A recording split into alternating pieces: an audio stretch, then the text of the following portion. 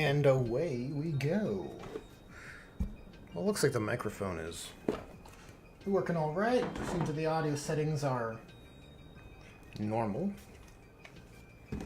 Okay, so we're starting. Well, not starting. He's fairly well along here. We're working on this Blood Angels Assault Marine. So we're going to build up some reds and probably do some edge highlighting today. And that's probably all he needs. Do some gem painting on the little armor charm there.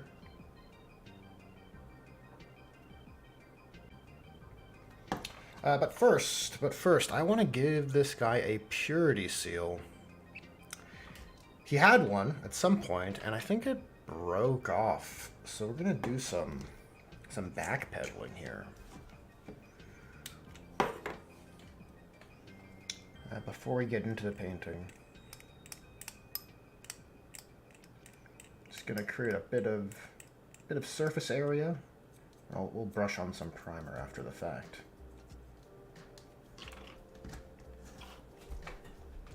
And I only want one of these. So we'll take the raised one. Let me see if I can fix the lighting, actually. This might be better. I would like to believe.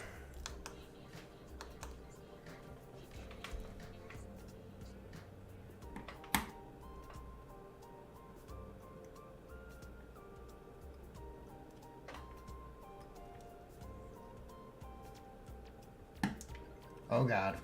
There it is. Whew! Close call. Oh god. There it is. This one, is it salvageable? I mean, it could be like a nice corner piece, butting up against something else. Like the side of a pistol or something. Not terrible. We'll keep that in the bits pile. This one, however, is more or less ready to go.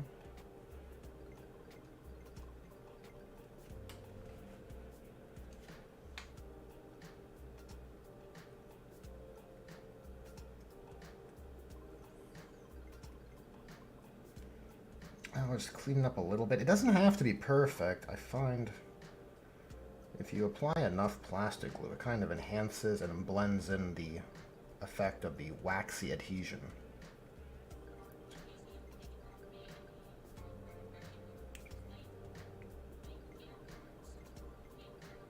More so just want the edge of the parchment to be a bit sharp.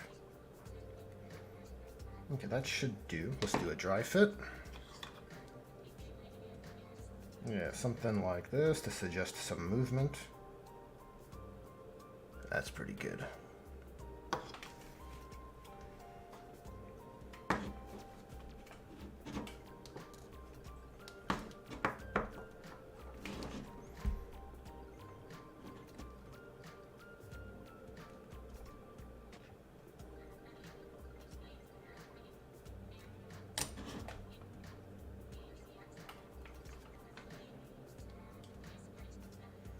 No, it looks like the plastic glue ran away from me there. Well, it is only a purity seal. Not the end of the world.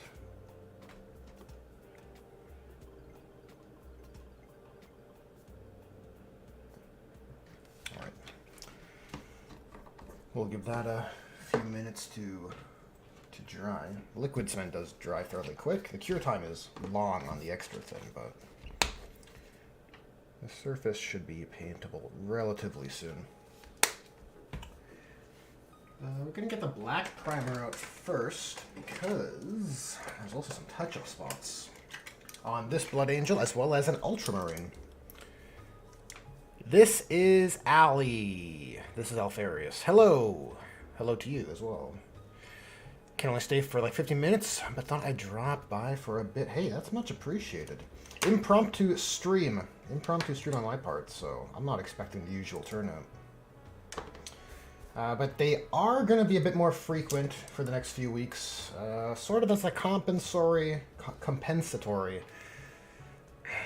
live streaming effort, because the main videos will be reduced for a little bit.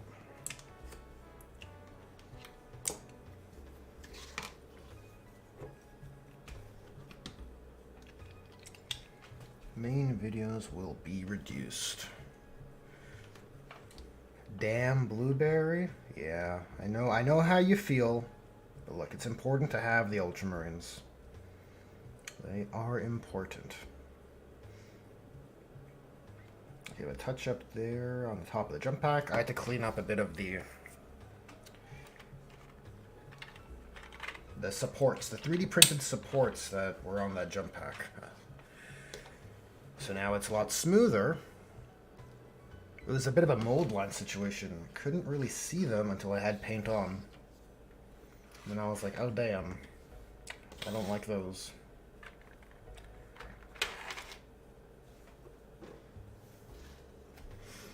And this Ultramarine, he's got to fix his shoulder pad. Had a bit of an oopsie daisy over here.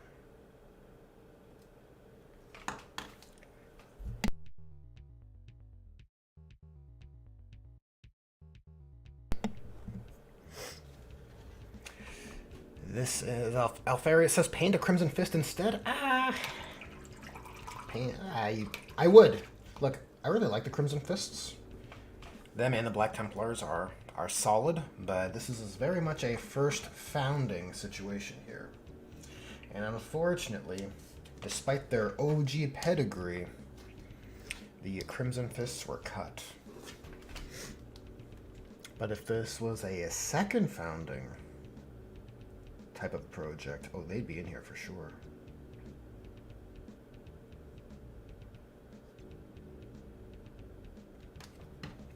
Okay, I'm going to apply the primer of this over this purity seal. It's a synthetic brush, so if it's going to do any damage, I don't mind too much. I don't think it'll be a major issue. I think we'll be alright. I would like to believe.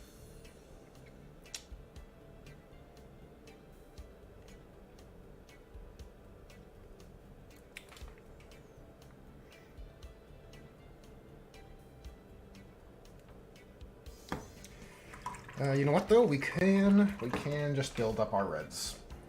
The all-important reds for the Blood Angels power armor. I've been using Corn Red. Sacrilege, I know. Corn Red and Army Painter Pure Red, right here. For our, that's the primary color. This is just really base colors. Though I do think it would make an excellent armor color for Flesh Terrors.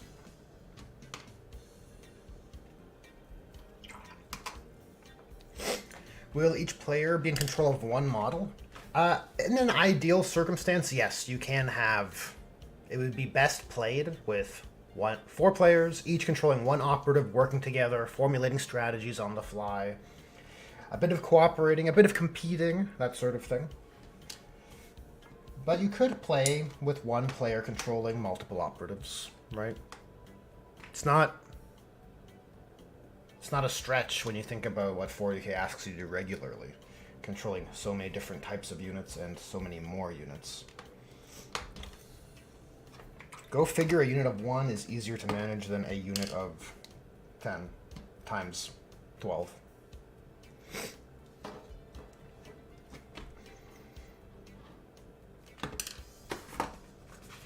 Okay, let's bust out the old golden maple. It's not old, it's still relatively new, but it's proven very reliable. Oh yeah, I'm supposed to put my link in the stream. Hold on. Gotta do some admin on the fly. Very professional.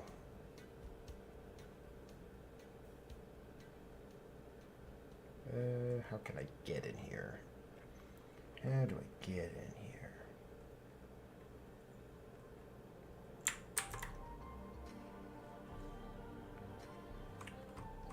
Okay. Now we can dock this back over. Beautiful.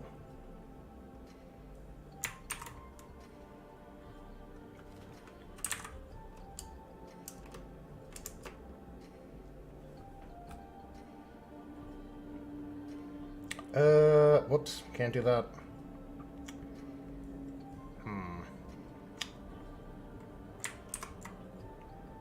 Can I line break? Oh, I can't. How lame.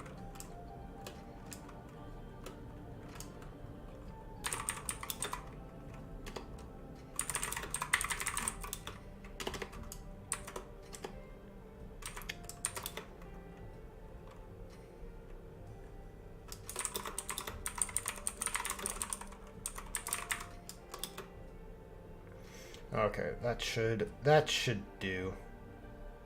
I gotta pin that. That's a thing. And it works.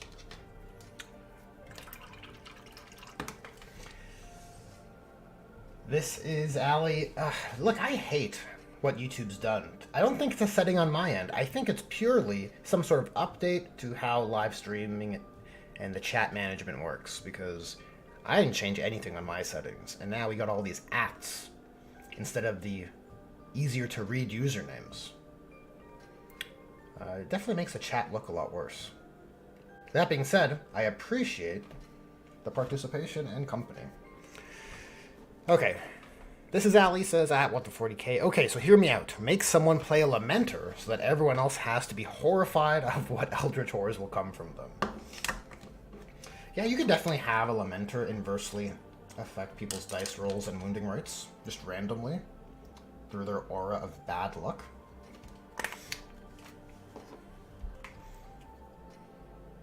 You want to balance it out, though. They gotta be doing something of value.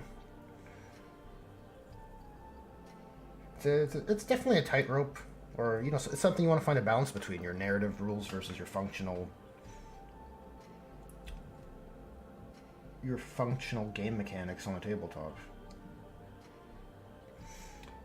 Just adding back in a bit of darker reds, because I lost some of it with my overzealous contrast painting.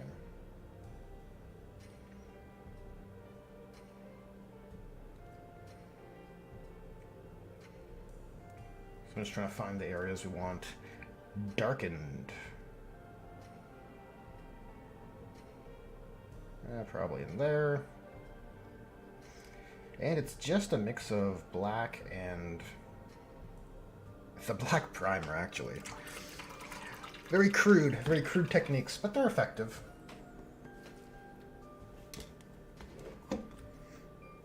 YouTube is mean like that? Definitely can be. Definitely can be. Perhaps later I'll take a break and look at the Warhammer communities. I think there was a faction focus for Horus Heresy, which might be an interesting read. Looking at how factions are handled is always a fun little thing to take note of. How they are being characterized. What are the winners and losers? The Lamenter is the whole reason they're all in their perilous situation, but they're also the only one who knows how to make it out. Nelson Cruz, good evening. Welcome to the stream.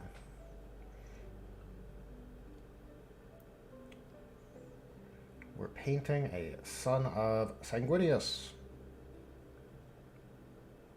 He's an angry boy. At times. At times, he's very angry. Other times, pretty chill.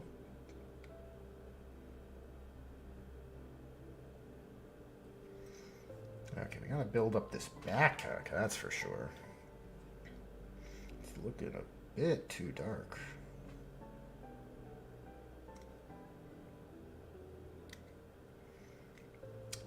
Oh, here's a question for you, chat. What are we thinking? What are we thinking for booster colors of the jump pack? I checked how the heavy metal guys are painting Assault Intercessors these days, and they paint the boosters red or orange, like the glow in the jump pack. In our exhaust ports, our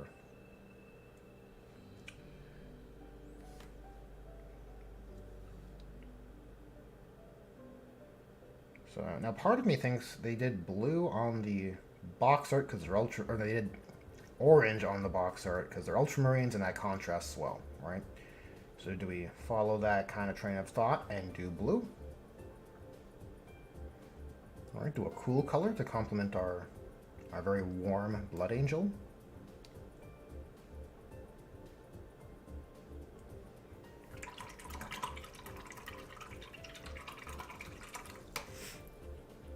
He angry? You could implement a Black Rage mechanic if he goes down. Spoilers!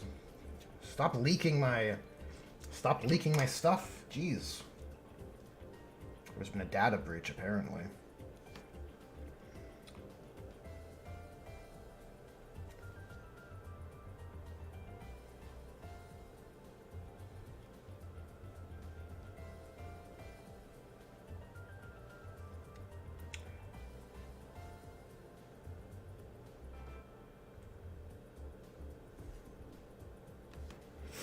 Nathan Cook, welcome to the stream. A combo of Phobos armor and jump pack are growing on me. Hell yes. I kind of like the sleeker look of the Phobos, honestly.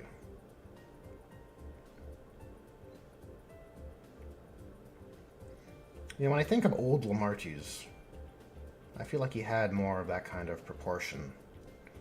A bit sleeker on the armor, right? I don't think he had those flaring leg plates. Jeez, now I want to check.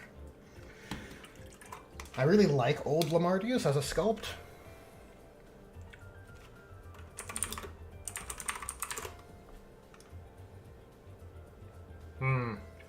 No, my imagination deceived me. Old Lamartine does indeed. Does indeed.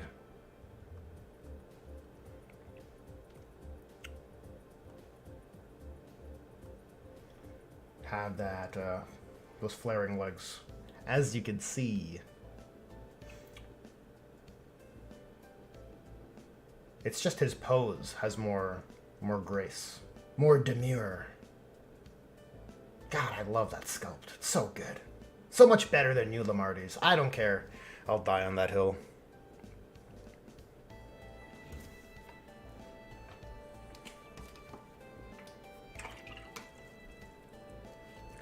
The Alpha Legion will be taking our campaign notes. Oh, the Alpha Legion would definitely be stealing campaign notes. For sure. They take everyone's notes.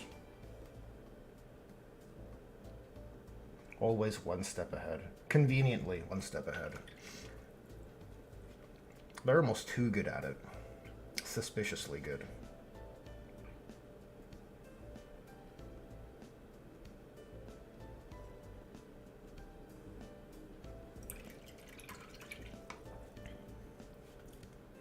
He's got toe armor, though. Lamartine? Yeah, hell yeah, he's got his toe armor. Look at that. You gotta have your toe armor. Listen. I think the Blood Angels had, I guess you could say, they still have it, but it's lessened, but they had an excellent aesthetic in their Renaissance, their artisanally crafted armor with sculpted abs and Renaissance sculpted body plates. I just think it's a sweet flex. A great aesthetic identity to set them apart. And now they've kind of lost it. It's ironic, right? It's like what Gabriel Seth said would happen. But GW is doing it. It's not. It's not. It's weird because it's like it's framed as Gilliman and the Primaris and Belisarius Cawl are causing their chapter to be diluted, the chapter culture, but really it's GW. Because Belisarius Cawl is basically an analog. It's the writer's hand made manifest in the lore.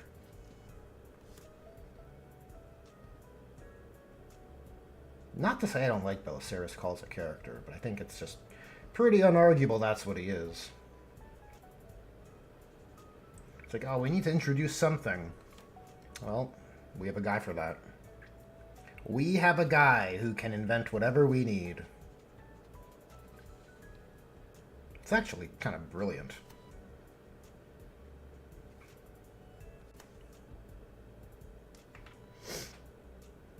Geez, I really need an alert. An alert for when I drift off screen. Off frame, rather. My humblest apologies. Seth said it would happen, and then GW killed Seth and banished him to Legends. He exists in lore. Listen, that's a well GW will pull from when they want to make people buy things they remember fondly. Look at him now, he's so amazing. Gabriel Seth reimagined, crossed the Rubicon. It'll be that. And then a lot of people, I think most people, will be like, oh, this is the best ever. Thank you, GW. Thank you for doing this. And I will just roll my eyes because I hate how emotionally hooked we are as a community.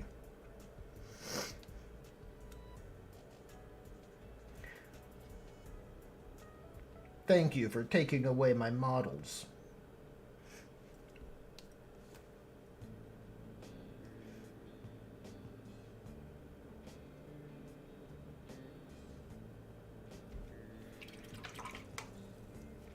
I'd have less grievance if Legends had, if Legends wasn't treated like the trash heap. If it was treated as a prestige position for legacy models that are out of production, so that you could use them in narrative or open play. But because it's not, it's basically a stage you go to for being excluded. It's kind of like a waiting room for being killed. Because, you know, models and units like Braearth Ashmantle were in Legends, and now in 10th edition, it's nothing. Now you can use them as a venerable dreadnought. Awesome.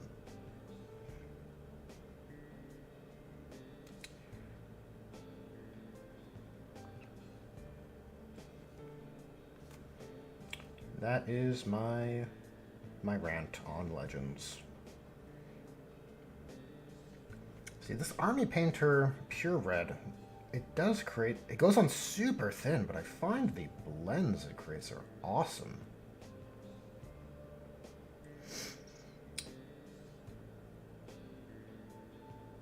Or maybe it's going on thin because I'm not shaking the pot enough. That's also possible.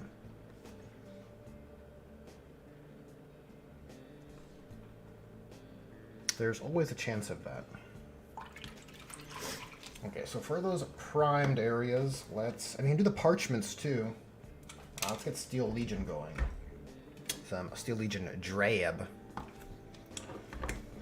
we'll get some more Corn Red for our primed armor sections, because that'll just make it easier to build up our red.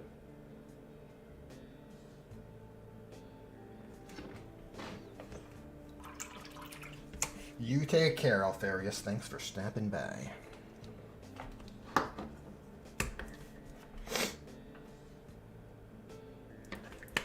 If they do that with Cantor, I will sell out. It'll happen to everybody.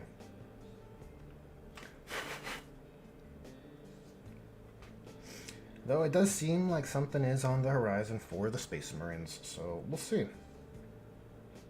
Will it be a collection of books,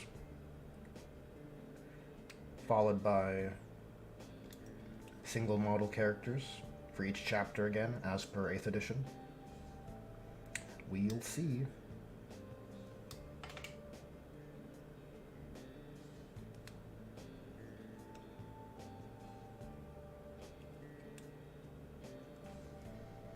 We have parchment there, and underneath the shoulder badge, the chapter badge icon.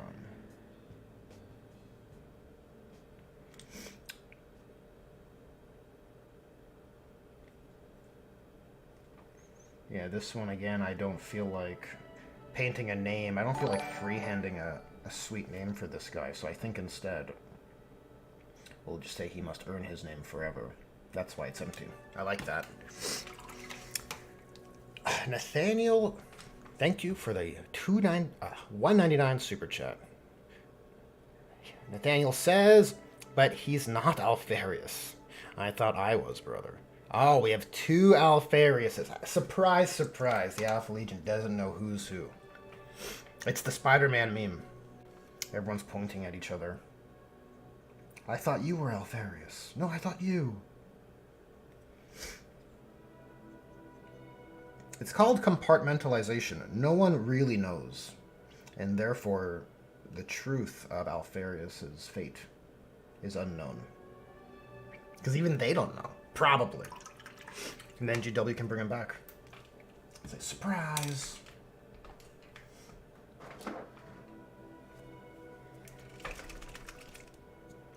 I got some Hexwraith Flame contrast. This is a bit too yellow.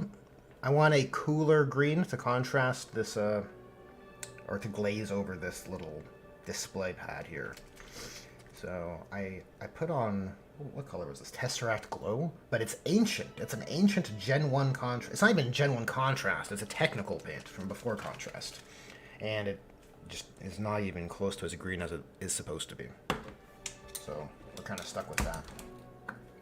We'll see if Hexwraith Flame can save the day.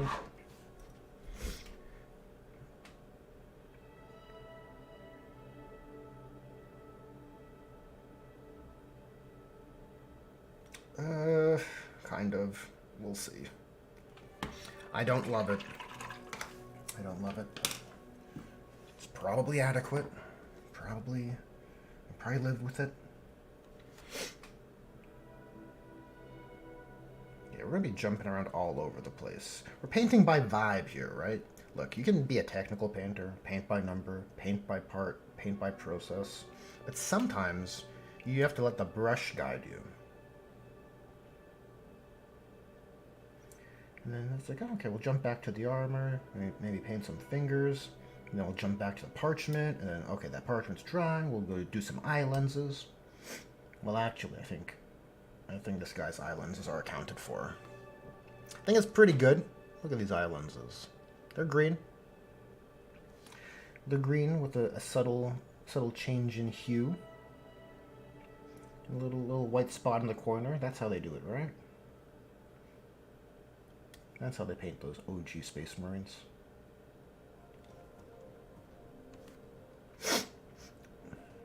I don't know what's going on. Feels like I got a case of the sniffles. I hope it's just allergies.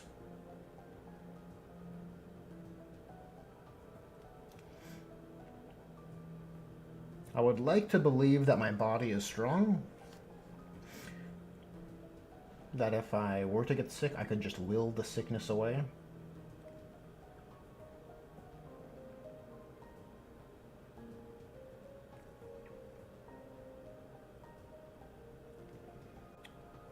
Okay. Yeah, this is, the pure red's very thin, so on small details like the fingers, it's just gonna take a ton of layers, and the slow buildup of those changes in value are not worth it.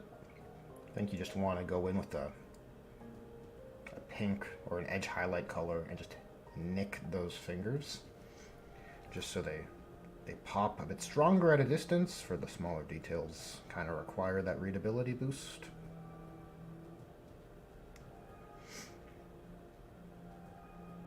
For edge highlighting this guy, probably going to go with a pink instead of an orange. I think that's the right call.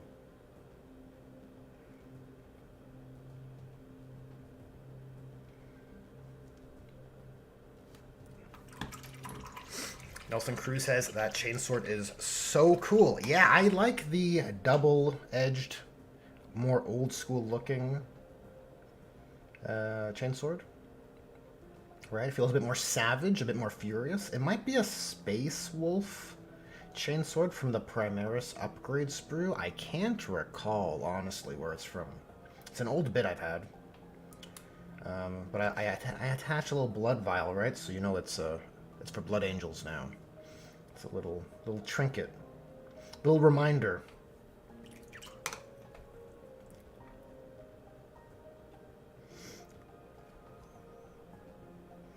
It's the small things, right, that make models special, I think.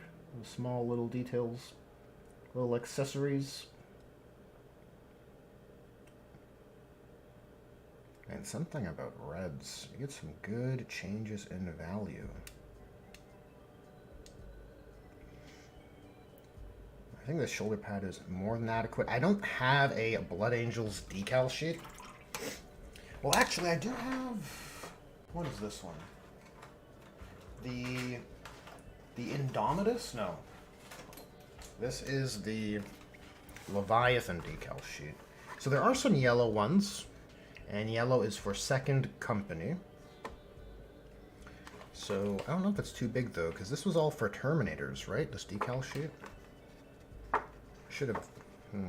I hate cutting these out and they don't fit, and then I lose them. Because the little squares of paper just drift away. I think that's going to be too big. So we might have to freehandle a little triangle of sorts.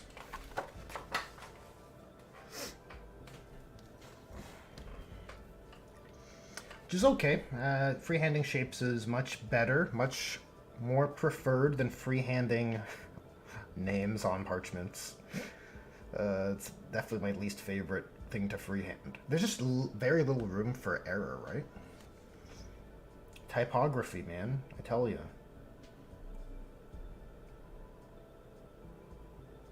I tell you.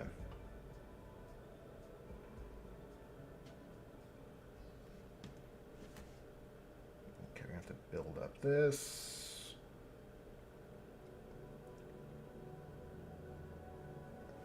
Try and enhance the seam.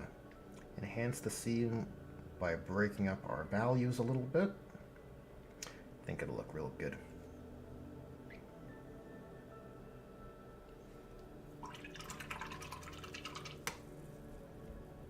I also like this chainsword because it's a bit shorter than your basic Primaris Intercessor chainsword.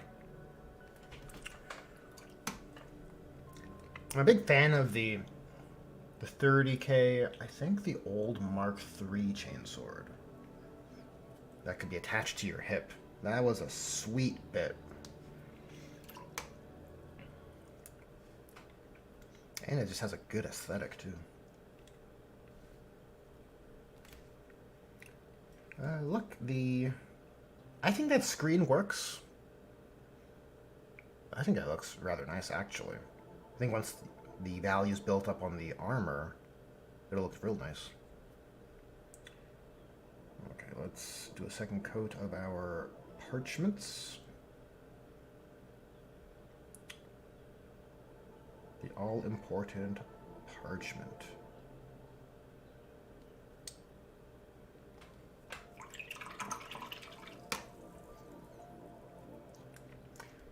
It's a new playlist.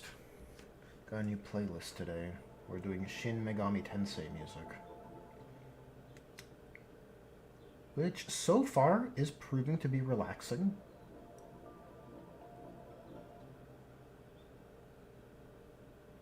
Which is kind of preferred for just hanging out and painting.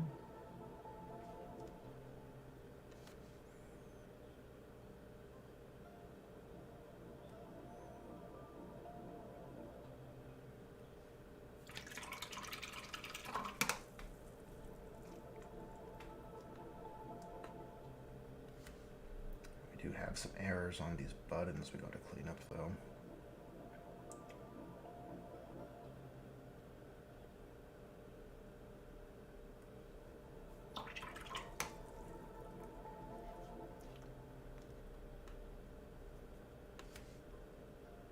I can darken this panel here. We're almost doing the work of a wash. But I don't want the wash to just darken up all the flat areas of the armor, so I think this is where we're at. Could do a pin wash. That is an option, I suppose.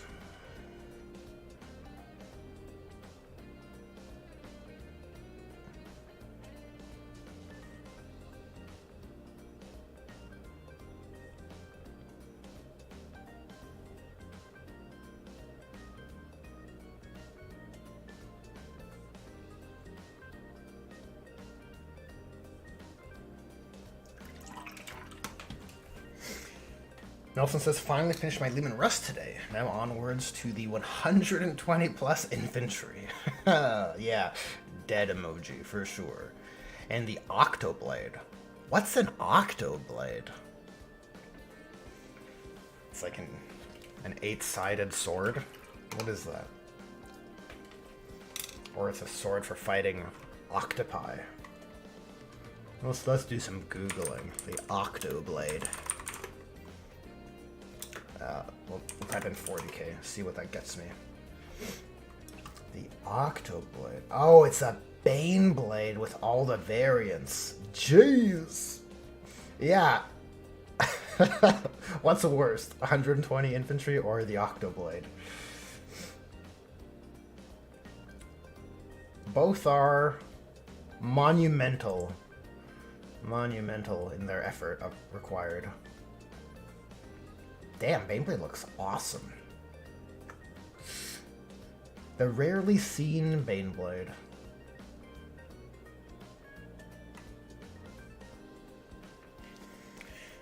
Yeah, Octoblade is just a Baneblade magnetized with all... Yeah. Yep. I have deduced it using my deductive prowess. I figured it out.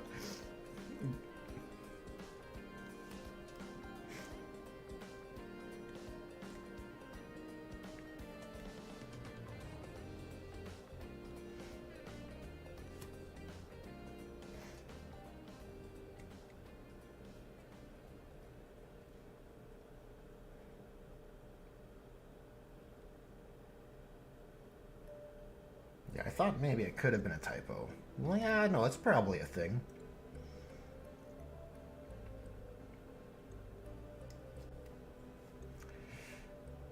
It turned out to be true.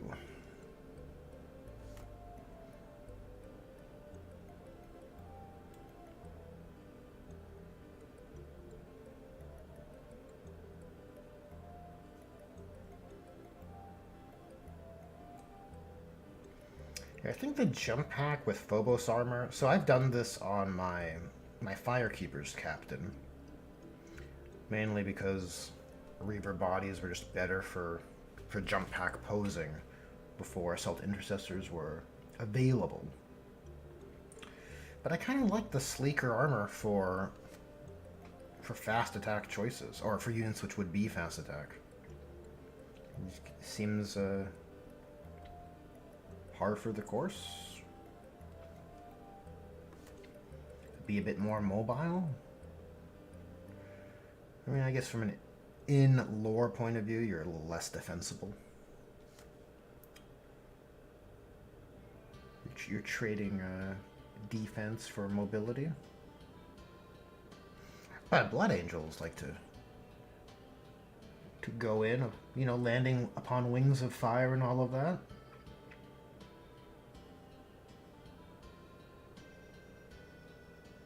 I mean, if you're gonna be fast attack, might as well go for the Phobos armor, you know? I think it's reasonable.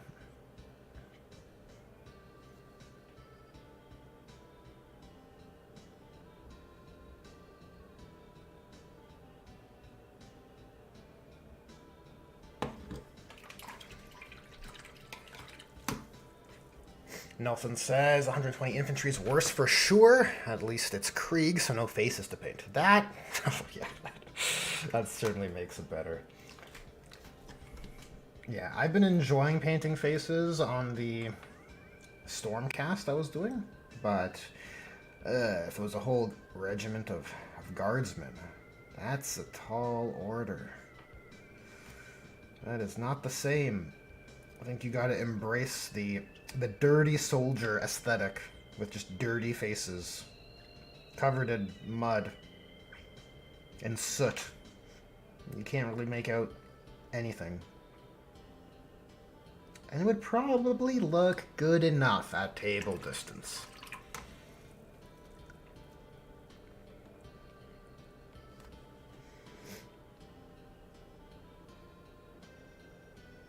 Okay, let's try to squeeze some primer in there.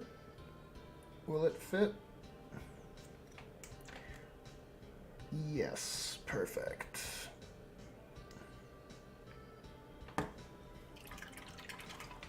Imagine painting eyes on 120 models. Yeah. It's no thanks. No thanks. Go with the gas masks. I think that's the right call. Surprised Cadian helmets don't have, like, visors for that very reason. Just cover up the eyes with a cool visor. Or would that be too cool? You want a more humble, a more wholesome look for your basic mortals.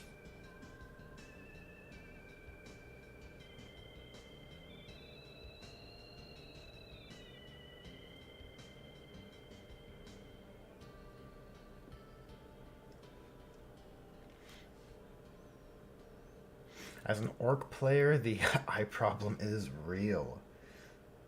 That is true.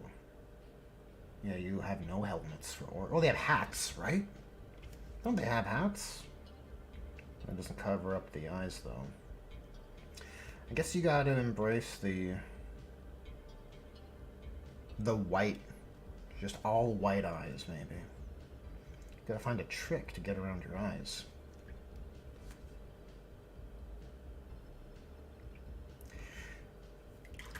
It's like a neat part about painting Tyranids is when you paint eyes, you can just do them solid, right? You don't have to worry. You don't have to do pupils. You can just get away with the treating it like an eye lens. So I would wonder if orcs can do the same. Just treat them all as like, you know, all, like no pupils. What's the word for the whites of your eyes? All whites on the eyes, no pupils.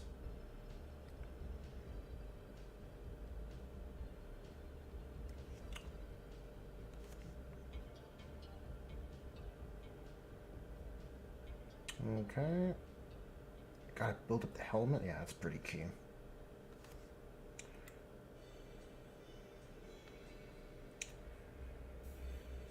Gotta build up the face. Everyone will look at the face.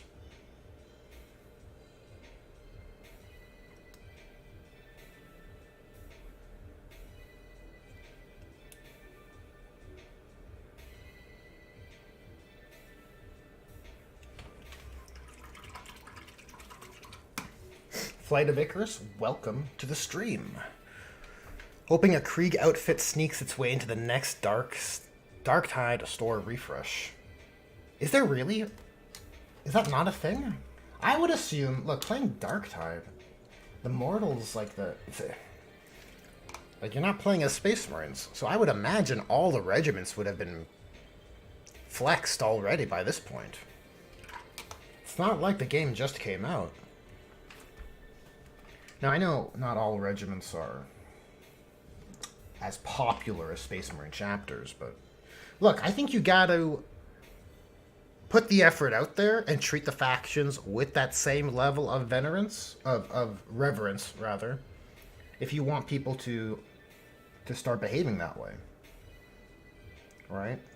You want people to think Eldar and Tyranid subfactions, Orc clans, Tau Seps, if you want people to treat them with the same level of dignity, dare I say, as the Ultramarines or the Salamanders, you gotta, you know, from an IP management point of view, from a game master point of view, you gotta put the rules in there to enforce that. To be like, oh, okay, I'm not just fighting generic Tau, I'm fighting Daleth. And, you know, they got their special shtick. And that, it makes these units act this way.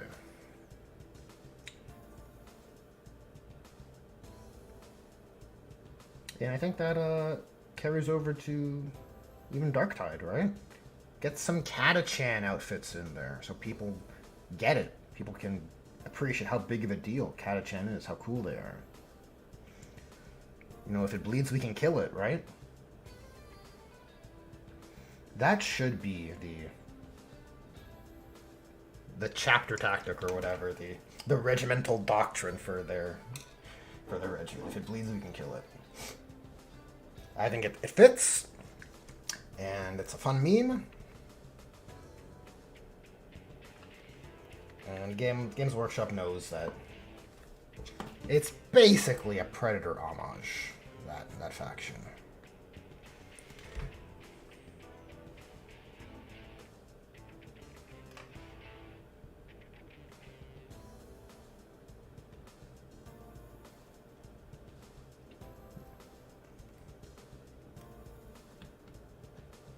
Leave the dark areas. We get some subtle gradients, which is nice. You want your Blood Angels to be beautiful, right? I think certain chapters benefit more than others when it comes to a pristine aesthetic, and I think Blood Angel is definitely one of them.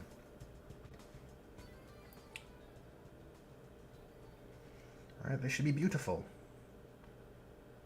They have, you know, Sanguinius is their messianic figure. He died for their sins, right? There's a holiday named after him. The Blood Angel should be a heroic exemplar until he falls to the Red Thirst.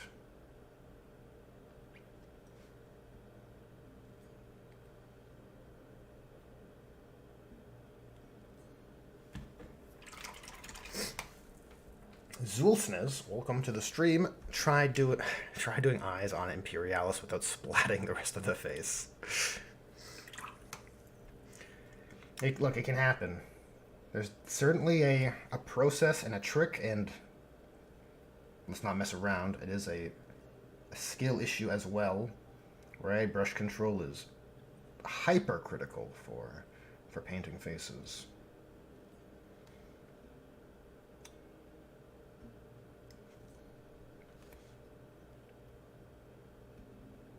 And if you and you want a good brush too, for sure. Something works with you, not against you.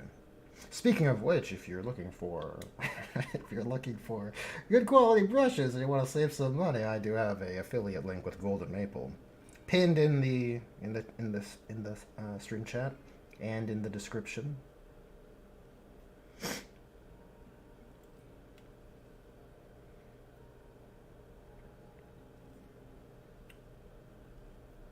These streams are also, look, they're for a narrative, a more wholesome tabletop event, but they're also going to be good for testing out these Golden Maple brushes. We're putting some good mileage in with them. And thus far, they've been, I'd say, up to snuff. The kind of quality I would expect from a sable hair brush.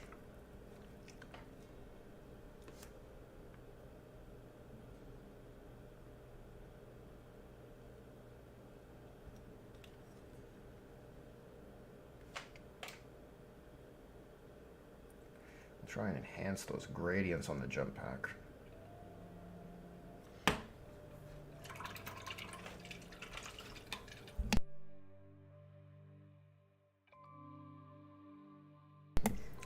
Icarus says, there's already an outfit for Krieg, it's just not in the store right now. They rotate a certain amount of items. Ugh, it's a FOMO situation in Darktide, eh?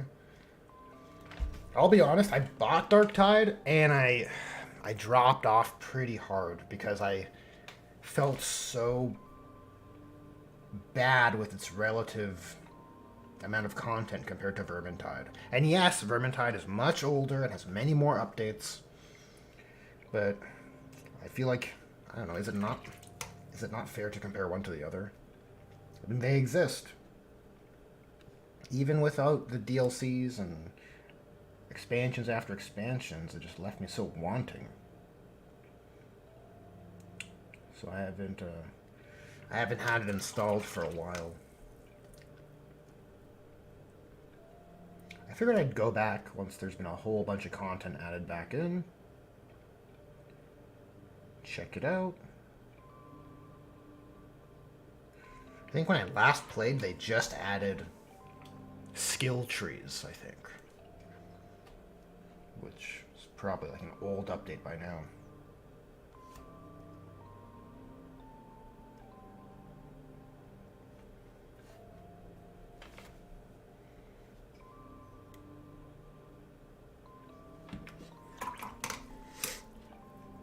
Let's check out the Warhammer community. Let's do that. Oh yes, you can see my cheat sheet. Cheat sheet exposed. You want to see something awful?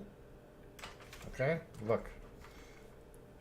This isn't the best example because it's an annoyance I have with Reddit.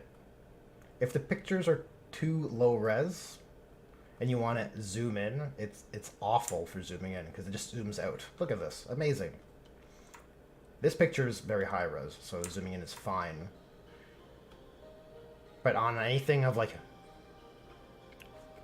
let's say 720p in that range of resolution, of pixel density, you want to zoom in, you're like, oh my god.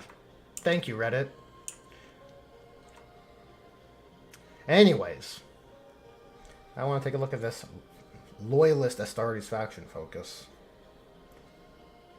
Look at the size of this guy. Just massive. What's he on, 50? Probably 50. Like, how big's a Primarch next to this new Praetor? Look, I have very mixed feelings about the Saturnine stuff. I'm not gonna just glaze it. But let's see, Rights of War. It will have to become clear to existing players that the rules for Space Marine Legions have changed quite a bit from previous rule sets. The changes to Rights of War are some of the most obvious, but rest assured that the Legions still feel different from each other. Yeah, it's basic, like... basic expectations. So Space Wolves, how are they characterizing Space Wolves? Legion Tactica. Space Wolves make a longer setup move. Models with a special rule must add 2 inches to the distance of any setup move to a maximum of 6. I guess a setup move must be a redeploy or a infiltrate.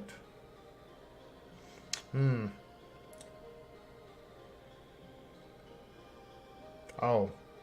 This is the faction focus? Faction focused Loyalist Astartes. Oh, I thought we'd get a bit of like, this is the chapter tactics, or I guess the Rights of War for each. But I guess not. We have a Raven Guard Gambit. They're referencing too many rules that are part of their... They're referencing too many game systems that are just like cross-integrated with the core rules, which I'm just not familiar with, so I just don't have the context. Dark Angels Advanced Reaction. This reaction allows the controlling player to choose to repeat the fight subphase. Oh, you can fight again? Once per battle, the reactive player may declare the vengeance of the first Legion advanced reaction after the last initiative step of a combat that includes a unit under that player's control, which only includes models with the Dark Angels trait, has been resolved. Wow, that's a condition. But before making the final pile and move steps. Cost, the reactive player must spend 1 of their reaction allotment to declare the vengeance of the first Legion activation reaction.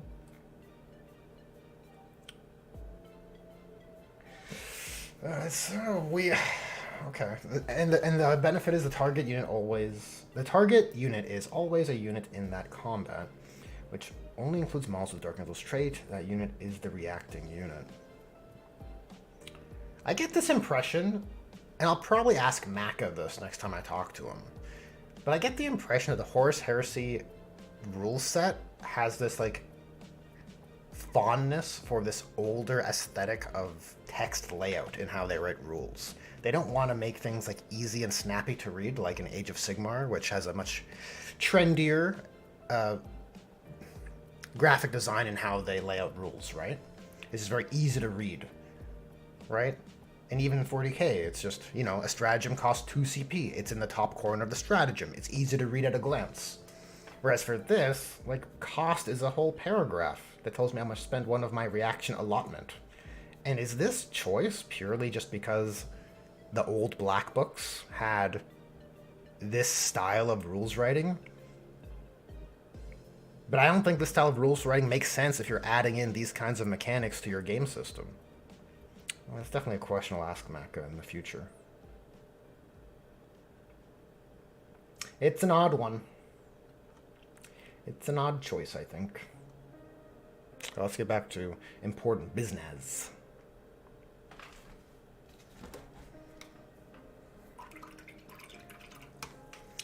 Flight of Icarus says, I jumped on only recently because they added the RBT's class. It's good fun, if a bit overtuned. Oh, I did see the trailer for the RBT's class. That is... yeah, that's going to draw some people in. And it's a good pick. It's a good pick for another reject to join the squad. So I guess the question, Icarus, is how many classes are they at? Are we at 5? That's the only class they've added in, right? Because you got your Oghren, your Psyker, your Soldier, and your Priest, right? And now you have your Policeman.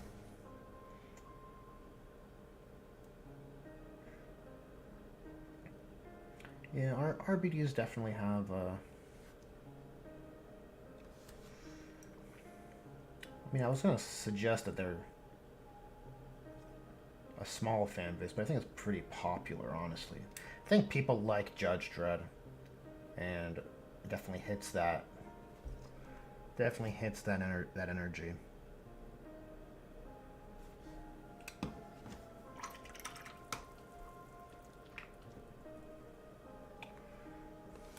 I kind of like Navy Breachers, but if you're going into the Hive Tertius or whatever it's called in Darktide, Navy Breacher doesn't really make sense.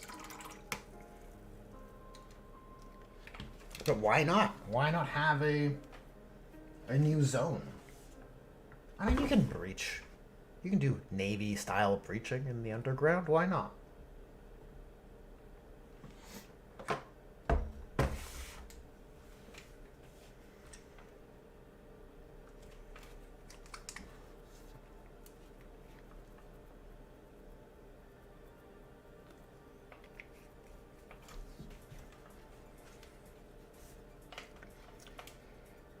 Okay, I think the armor is more or less where it needs to be. There's a few areas that are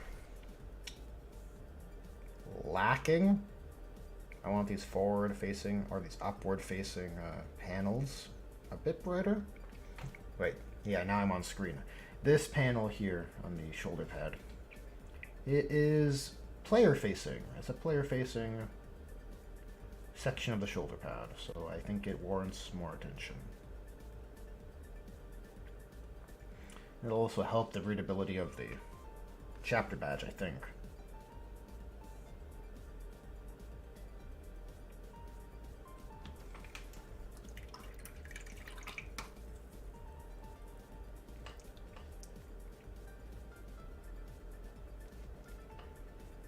And we do gotta fix his face. Gotta put some red on these connection points. I'm not sure what these are, these face cables. A lot of helmets have them. You'd think your face cables, your helmet cables would be internal behind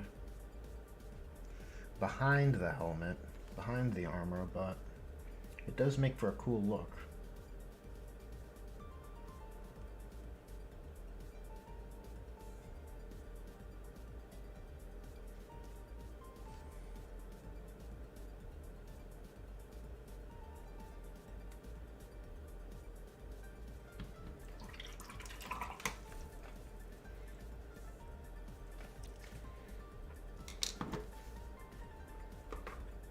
Okay, so probably we'll use, what is this, Screaming Skull, mix in with our Steel Legion to get a parchment-ish color. You know, it's in the parchment, acceptable range of parchment colors. Somewhere between Steel Legion drab and like a pure bleached bone.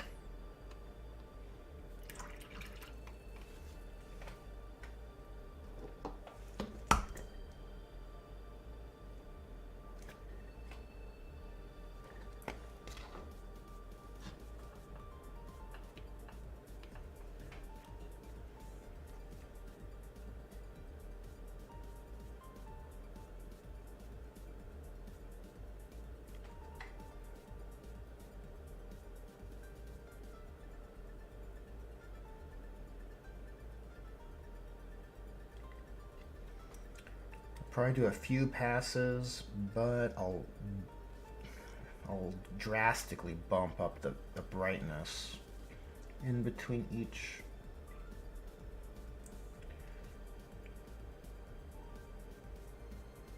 I find the paper sort of texture benefits from those sharp increases in value.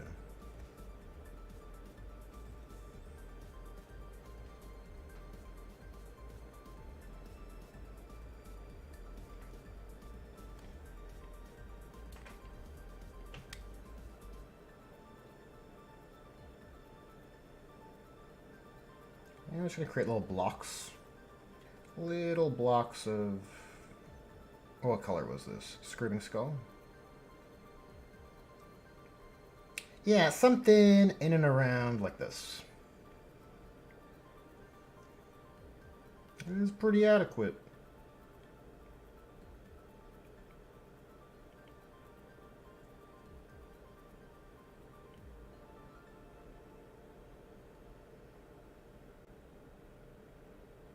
Then we'll do the blank nameplate on the shoulder pad.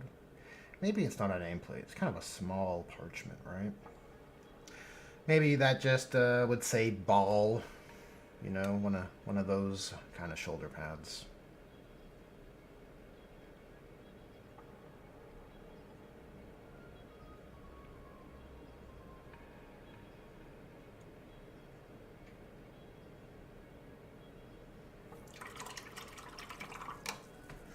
Nelson Cruz says, those grenades look cool, but I don't think I would charge the enemy with a pair of crack grenades on display in my chest.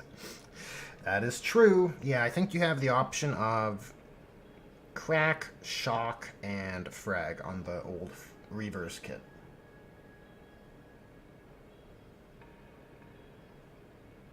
Yeah, it's definitely for throwing at your enemy before you charge. Shit, I screwed up the armor. It's terrible. What am I going to do? That's the only thing we can do.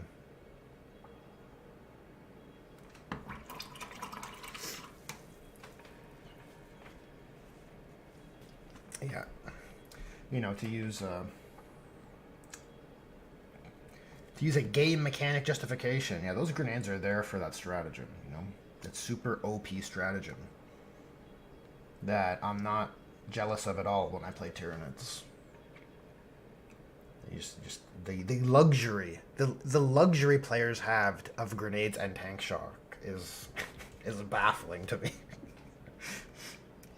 I didn't realize it until I came back around to playing Tyranids, but it's, oh my god, it's like every other faction's spoilt. That's how I feel. Oh, you have grenades? Oh, you can tank shock? Must be nice. These mortal wounds you can just lean on if you need. Cool. You'd think monsters, like, look, grenades, I get it. I do think you could have an argument for some units to justify psychic grenades, okay? And I also think there's an argument maybe for some units to have, like, some of the more toxic creatures could have perhaps a justification for grenades. But tank shock should be for monsters. And it seems very apparent. I feel like you can, with a bit of intuiting, you can kind of reason that GW didn't foresee that people would be using tank shock on combat vehicles. Because initially you were rolling based on your strength. And then very quickly people were like, oh my god, I'm just going to use tank shock on my dreadnoughts. I'm going to use tank shock on my defiler. On my soul grinder. And then they change it to defense in kind of a, you know, hotfix, but that reads to me like they did not realize what they were doing by excluding monsters. They thought people would only be doing that with rhinos.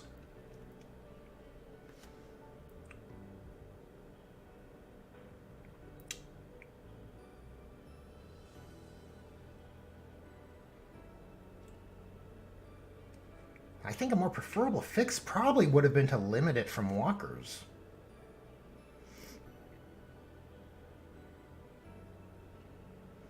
Right? So only your vehicles that aren't, you know, Dread Knights, that aren't Redemptor Dreadnoughts. Only your Rhinos, your Preds, your Land Raiders with Tank Shock. But I get the impression that in that situation, GW doesn't want to create feel bads. People have started to lean on these combat monsters, these combat vehicles, these melee vehicles, tank shocking, and they're like, we'll just let them have it and just nerf it so it's less gooder. Which is lame. Which is lame because, look, walkers already get to heroically intervene, right? That's like a stratagem trade-off. Well, it isn't now, but it would be. It would be under the timeline I'm describing.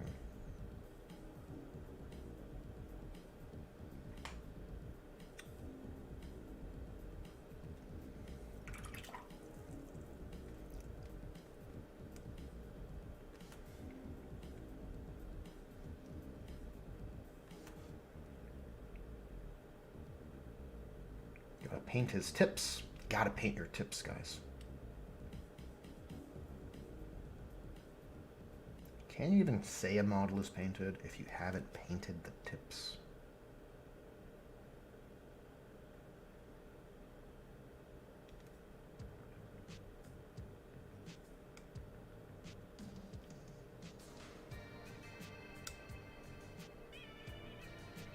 Man, those older Blood Angels helmets, I tell you. Super cool.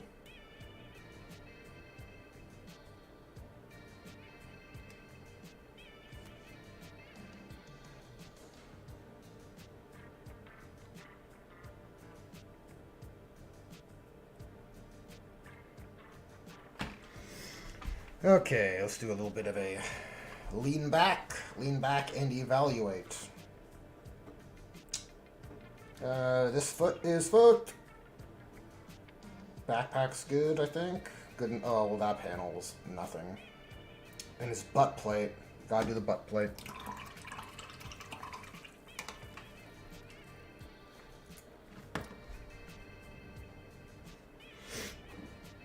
This arm is basically all contrast, but I think I can get away with it.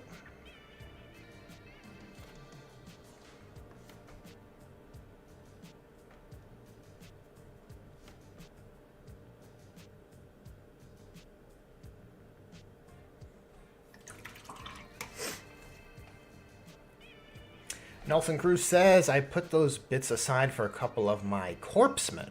That way they can roleplay as a bomb squig. It works. It does work.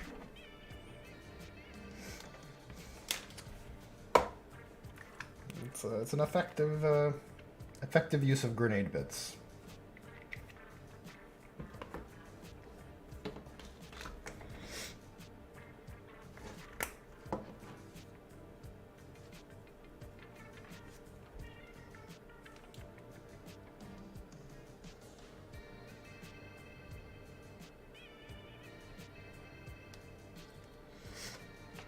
There we go.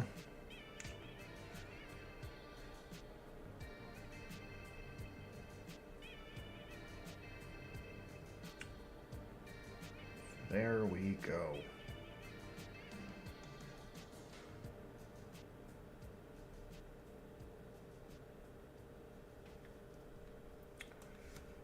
Well, let's clean up this foot. And I'll probably add some, won't be on stream, but I'll do some of those weathering pigments to give the base a dustier, more lived in sort of feel, which I think really takes your basing game up a level, right? Because now you're working with texture. Dry texture still counts as texture. And I think doing that will help the base look good, and it will make the feet look good. So I don't have to overdo the feet. Just a little brighter red.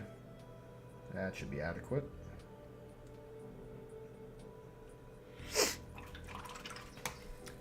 Flight of Icarus says, what's funny to me is that Dark Tide's arbitrator, RBD's arbitrator, isn't even a convict in the lore. There's proper RBTs working alongside the disposable convict teams. Still, the mission dialogue hasn't changed.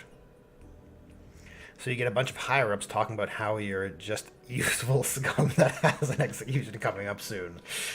And that it's a team of like 4 arbitrators looking at them like, yeah, that's a bit awkward.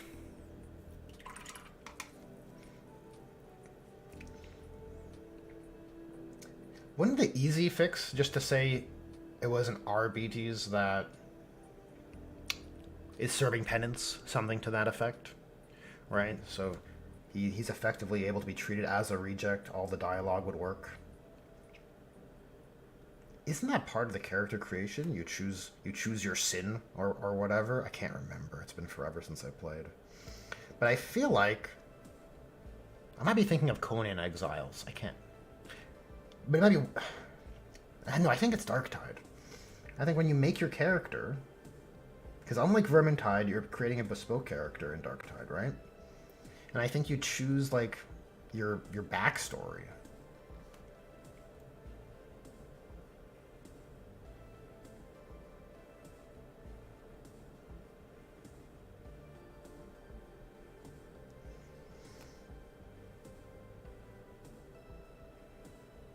My point is, couldn't the RBD's guy just have been a canoodler?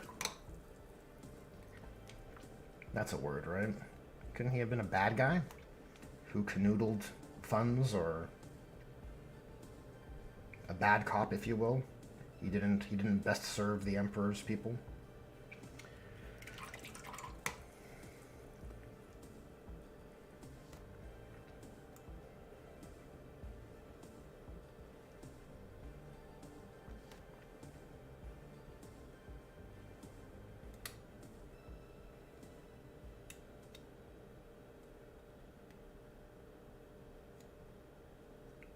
I'm not sure if canoodler is a word, but I do like how it sounds. I think I might have to incorporate it into the lexicon.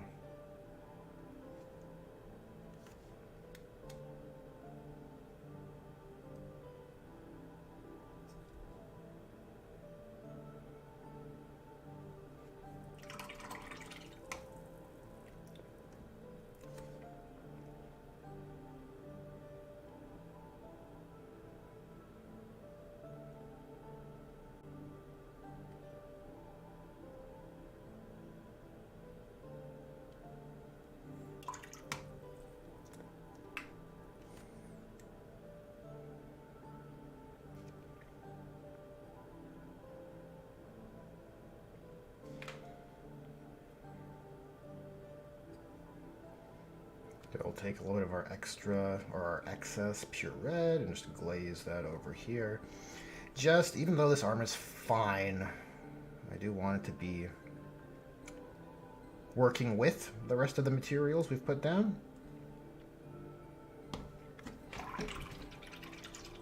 And even a little bit of paint helps.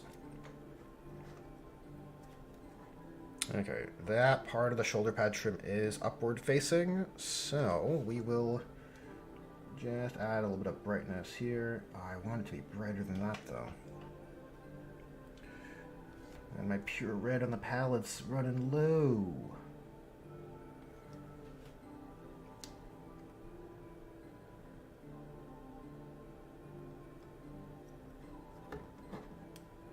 Flaps are forward facing. Well, I keep saying forward facing. I mean player facing.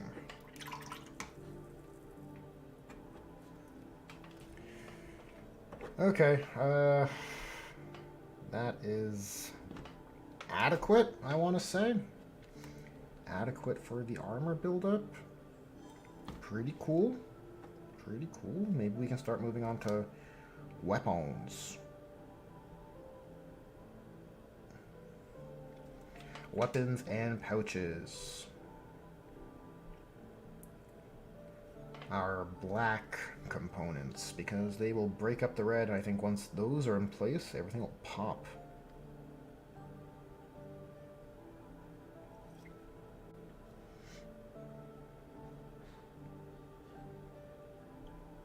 The trick will be not to muck up the work which was done.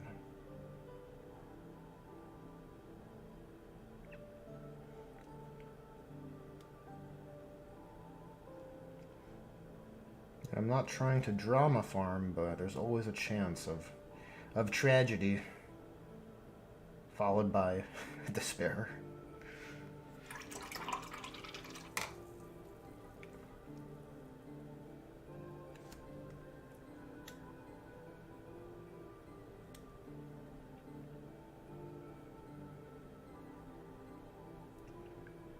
Okay, let's work with our black primer.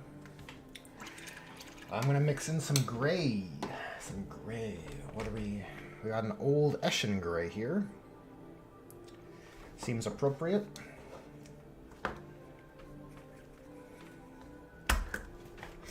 I won't do much, well, I say this, blending, but we'll see.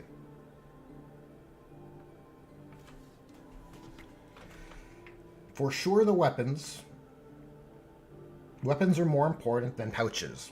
Can we agree? So for sure our weapons want to have some good contrasting elements. Pouches, we'll just do hard diagonals. They can get away with that. What is this? Just a bit of plastic.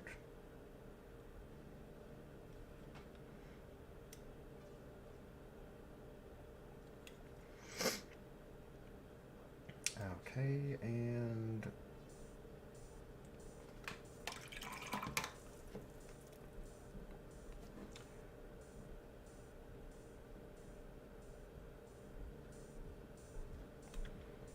yeah, that's a good looking chain sword, that's for sure.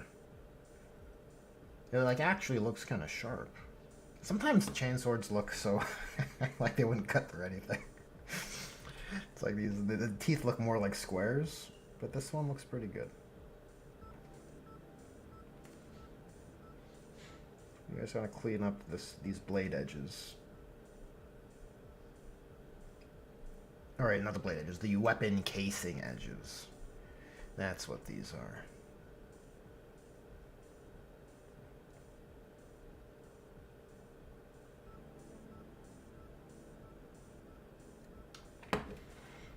Oh, already looking much nicer. Sweet. It's all coming together.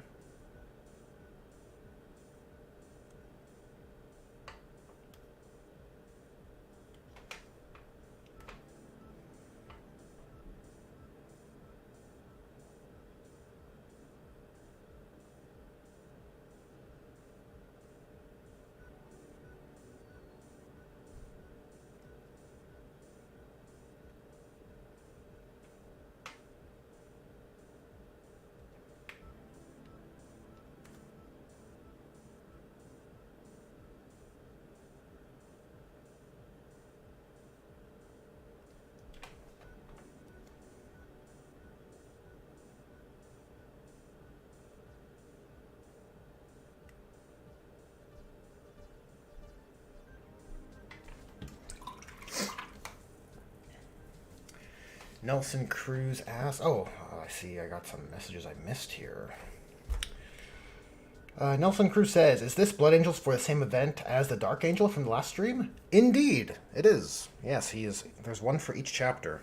I was touching up an Ultramarine. Here he is here. It's like, we want some first founding representation. Flight of Icarus says, you do get to choose your backstory in Darktide, even as an arbitrator. But you don't have a crime. Instead, it's the mission you were assigned to. Yeah, I just feel you should have just been a bad cop. You should have been a bad RBTs. Like everyone else. It could even be a wrongfully accused situation. You could even do it that way, if you must keep them lawful. Because, you know, the galaxy is grim and dark, bad people, or good people, suffer tragedies, all that stuff. Nelson Cruz says, what brush sizes are you using for this mini? So far, I've been using Golden Maple, size 1. Look, I do have an affiliate link. They sent me this for free. I said I would not promote until I had some experience with it. And after using it on a few streams and a few paint jobs off stream, some of those Stormcast faces, which you can see on the Instagram, it still has a very nice point, you know? I do like it. But the other brushes I've been using on this mini are just like old synthetics. Just like my kind of workhorses. They're all more or less around the size of a size 1. Size 1 or less is what we're working with. This would be for like messy work. Haphazard work, as I would say. Eric Brandenburg says, brush makers are stupid for not getting at What the 40K to endorse their product. Maybe it's because he is Canadian. Quick, at What the 40K, move to Florida. Dude, I've been to Florida. I've been to the Universal Studios once upon a time. Florida's dope. I mean, I can only speak to the 2 amusement parks I went to. But there's good experiences all around. What can I say?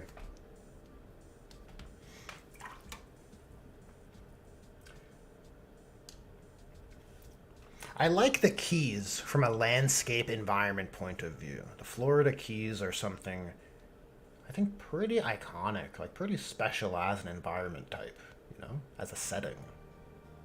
It's pretty rad, honestly. My experience with that is just that show Bloodline on Netflix. Older show, but I thought it was very good. But you get a lot of just Florida Keys footage in that show. It's like really nice. Very easy on the eyes. Napukin, welcome to the stream. It says, was the red recipe already addressed? The red recipe, Napukin, is extremely, extremely elaborate. Not for beginners, okay? You use corn red, and then you layer with pure red. And then you use those 2. Not for beginners. I kid, it's very beginner friendly. That's all we're doing. We're just layering up those 2 different, you know, it's 2 different paints from 2 different families, but we're marrying them together on this Blood Angel. And I think the result is nice. Yeah, look at him.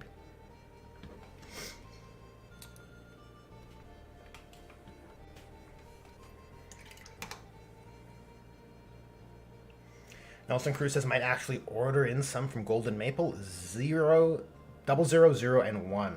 Yeah, that is what they sent me, and I think that's what my discount code is for. Or maybe my discount code is for everything. I'm not sure. But yeah, I can show you the size difference of all 3 of those because I have them. I have them here. So we'll do a little bit of a comparison. So here is 1, 0, and 000, and I'll just pull off these protective tips, and you can see there's a bit of brush soap dried on them, but you can see the points and their densities. Pretty good. Pretty good, I'd say.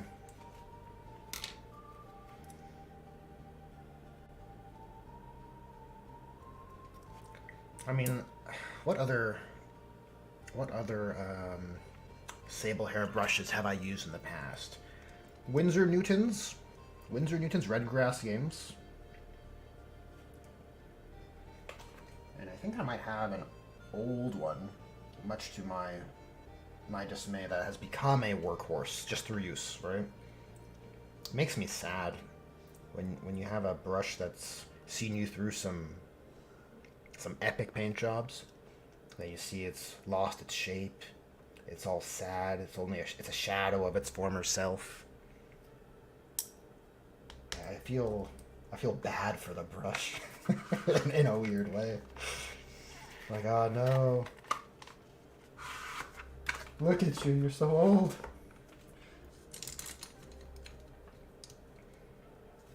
Oh yeah, Green Stuff World, yeah. So this is an example of one. This brush used to look like this. It's super sad. Super sad. Oh boy.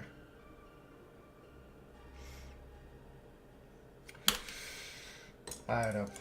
Maybe I'm just an emotional guy. Surely I can't be the only one who feels bad for their brushes.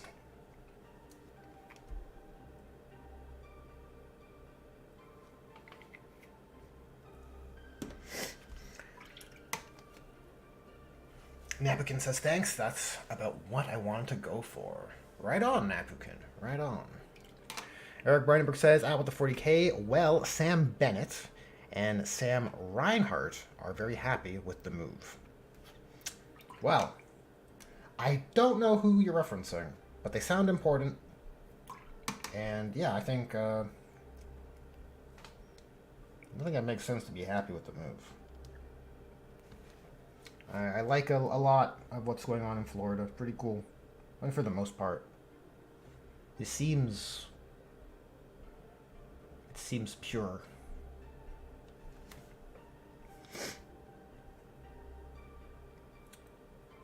I just want to be pure. That's a reference to Always Sunny in Philadelphia. Which I think is getting a new season soon, which I'm looking forward to.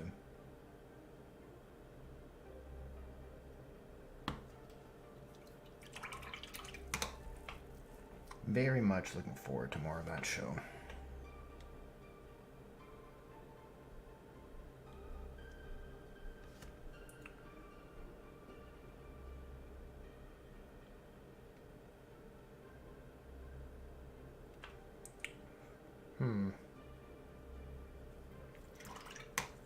Okay, let's stay on task. Let's stay on task. We're gonna keep going with our Eshin Gray.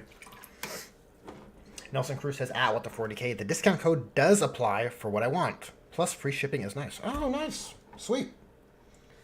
Oh, I am happy to hear my discount code is being used. It's always an awkward thing, like for a channel of my size. Like I don't get a ton of promotional opportunities, but of the ones I do get, I still am discerning. I don't just want to shill pills. You know what I mean?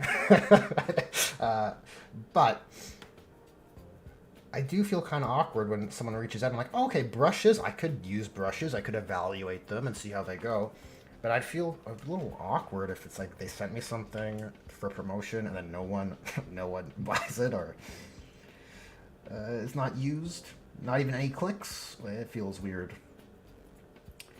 I feel a bit awkward about it. Like, sorry, can't help it. Nothing I can do. That was sort of the case for the mini wargaming terrain. I don't know. I cannot confirm if anyone used my link, because that's mini wargaming side. But yeah, a little awkward. A little awkward. I don't think they have any bad feelings though. They understand how it works. And I think the whole campaign was a success, so I'm sure they're not disappointed if there were 0 click-throughs on my link.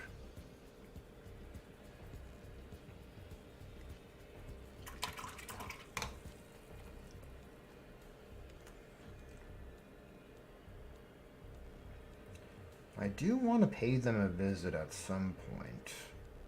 They're big into older edition play, and I was talking to Josh about doing some classic Tyranids.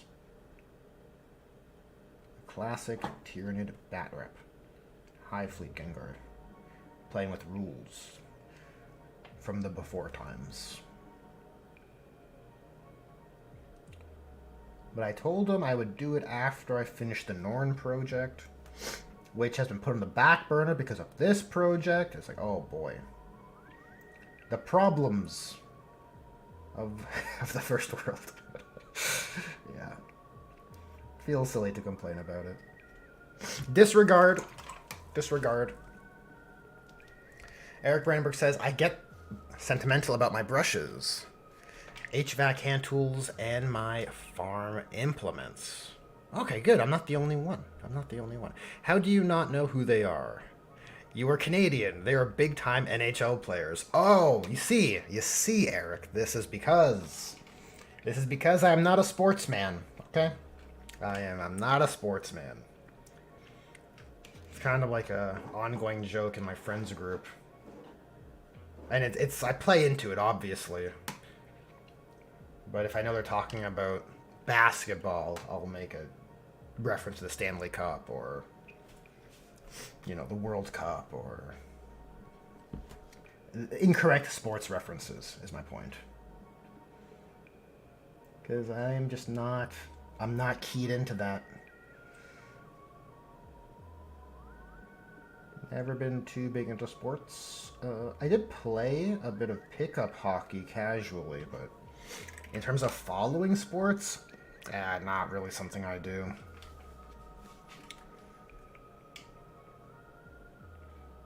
Not that there's anything wrong with that, okay? If you like sports, I think, you know, there's nothing inherently wrong with enjoying watching sports.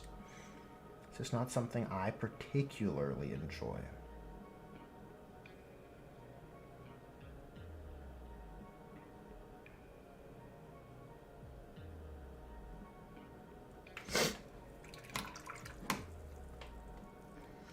Yeah, there's certain things. I don't think I'm the only one who feels that way about sports, but even concerts, I can't do concerts. I feel very out of place. I don't know if that resonates with anybody, but I feel like I'm at a concert and I'm just standing around looking at everyone else having a good time. And I don't really know what to do, if I'm being honest with you guys. Look, this is like secret time, okay? This is like confession time. I don't know what to do at concerts. Am I the only one? Like, what am I supposed to do? Just move my body around and like enjoy the music? This is weird. This is a weird thing to be doing with a group of people. Yeah, so I don't, after the few concerts I've been to, it's like, I don't think that's for me. I don't think I'm tuning into what other people are tuning into, right? The frequency, if you will. I think whatever psychic spell is going on is like, it's not connecting with me.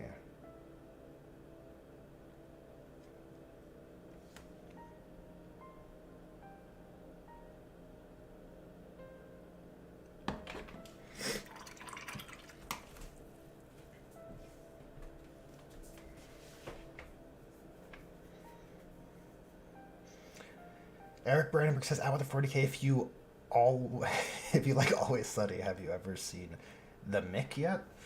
Sounds familiar. Let me do a quick bit of Google foo here. The Mick. A movie with D. I have not seen it.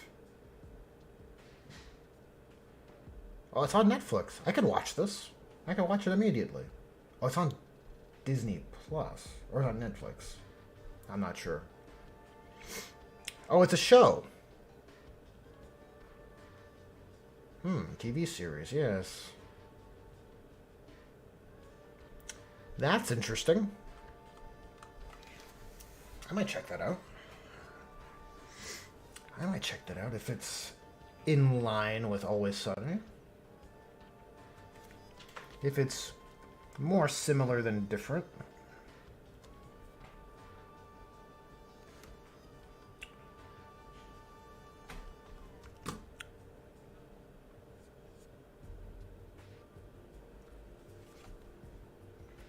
Not opposed to it.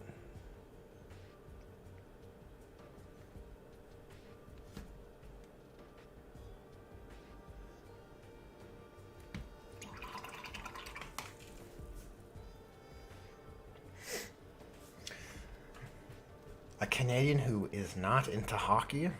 Question mark? Exclamation mark? Yes. Shocker. I know. Watch out for Trazen showing up unexpectedly. Yeah, I'll keep an eye out.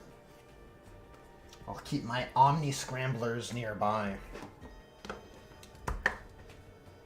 Keep them outside of a 12-inch charge.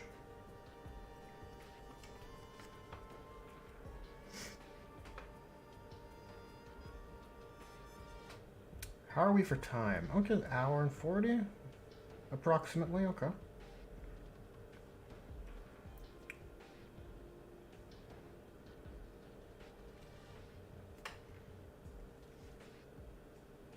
I wonder if I can just layer in some dark values here. Like the guns are... The weapons, I mean. They gotta be good looking, right? I feel like people want their weapons to look good. They want them to look cool. I think a chainsaw, we can just do a simple gradient.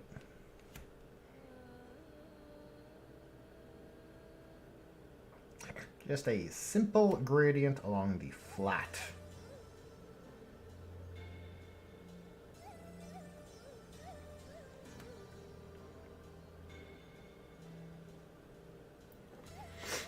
Yep, it's subtle. Look, it's subtle. It's all off screen, unfortunately. My best work is always off screen. It's a tease. It's intentional, actually, right? It's all part of the plan.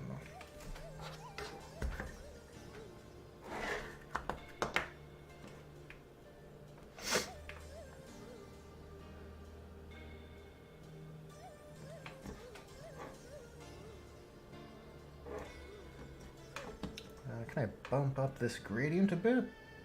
We're only working with Eshin Gray, which is fairly dark. But I think as a max value of a panel gradient, a panel shade, I think it'll work for black. Meaning I still think the end result will read as a black material.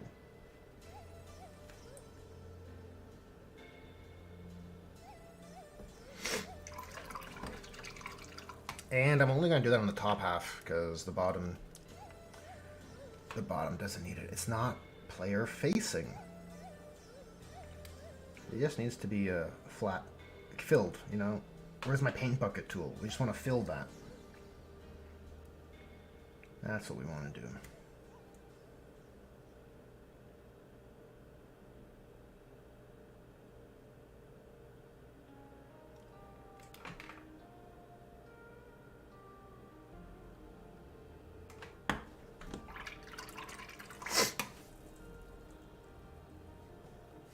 Eric says, negative. It's a series. It stars the blonde woman from Always Sunny. Yep. Caitlin Olsen is her name. My wife loves her new show, High Potential. Oh, okay. I'll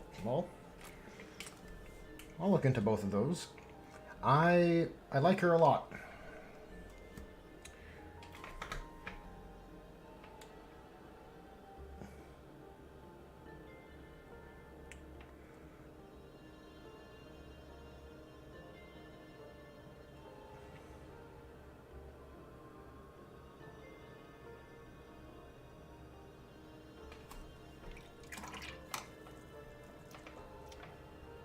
And with Eshin Gray, I think we can also pick up the chapter badge. That does feel important. It's a chapter badge, right? It's your iconography. Probably deserves a bit of attention. So we can use Eshin Gray to just layer up and then maybe mix in a bit of our bleached bone here to do some edge highlighting. We'll see.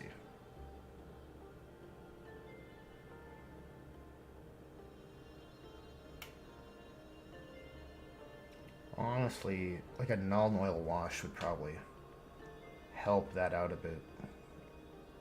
And I have an old pot. And the old pots of washes are always stronger, it seems, towards the end. So, we'll try that out.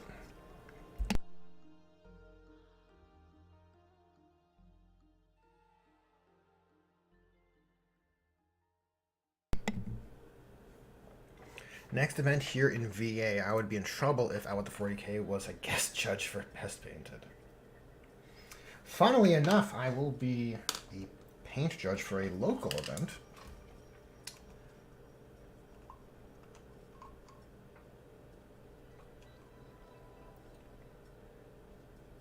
That's kind of neat. I'll probably do a little vlog, a little YouTube video vlog of that event, because that's the same event that I'm doing this Blood Angels for. So it's like the narrative thing I'm doing is the Saturday, and the paint judging is on the next following Sunday. So maybe I'll just do like a recap vlog of it all. Maybe that would be cool. Assuming like, I don't know, sometimes depending on the acoustics and how loud the events are, it's hard to talk. Hard to hear me behind the camera instead of what's in front of it.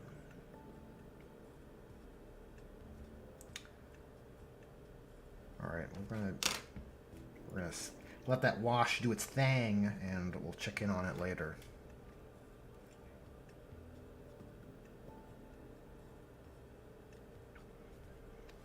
You know what? I don't think Ashen is good for a highlighting color for black. I want more contrast.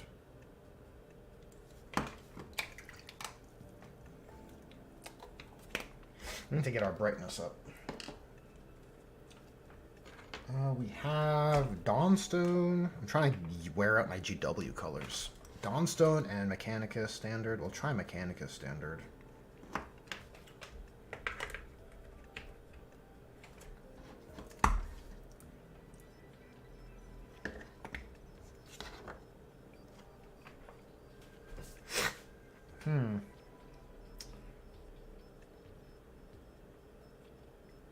Okay, let's test on the pouches.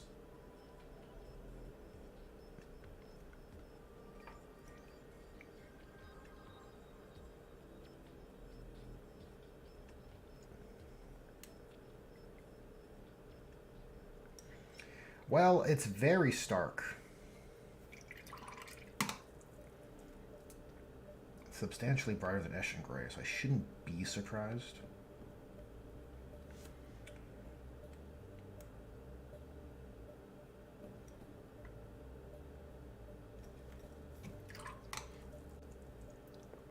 I mean, for things like pouches, it's hard not to lean on contrast, because it does do a lot of work for you.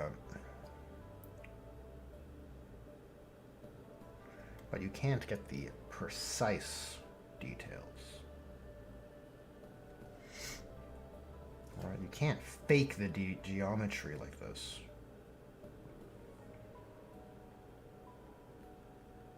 Look at that. Now I've suggested a lip. How neat is that?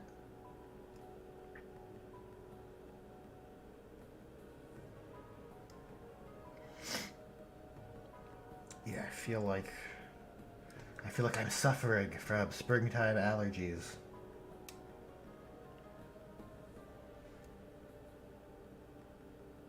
Not springtime allergies, summertime allergies. We're in the thick of it now. But you know what, all things considered, I think I did skip springtime allergies. So that's a win.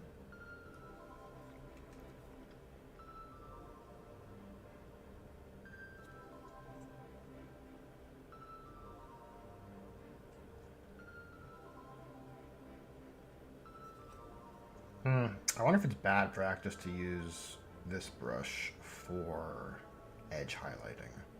Probably.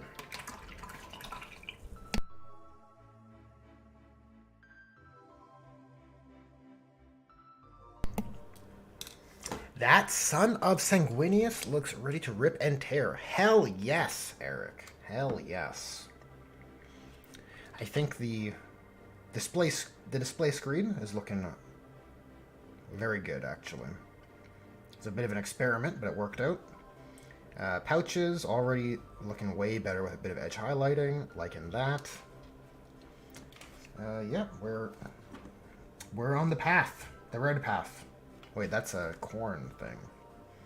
That's a corn thing. Blood Angels would never go down that path.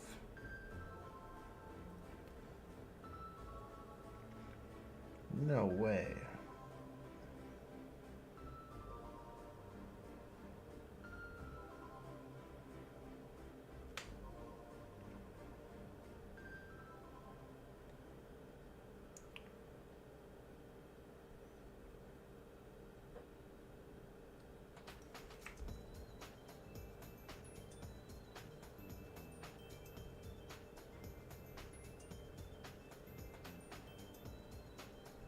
Oh god.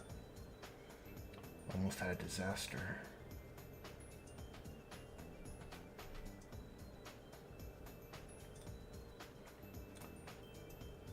You know, sometimes your grippular capacity just wanes.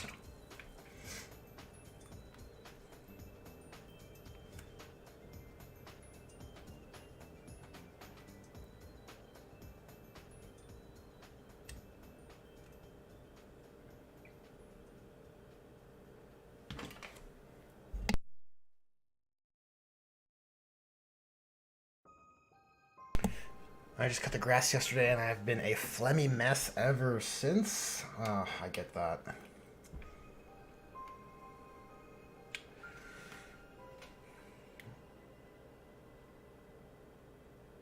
Yep, that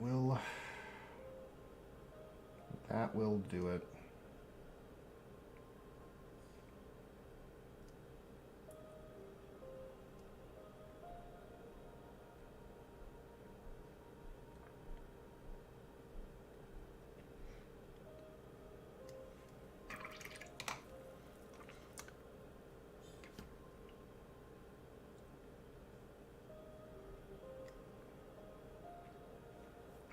I mean, I don't hate Mechanica Standard Gray as a layer color over these black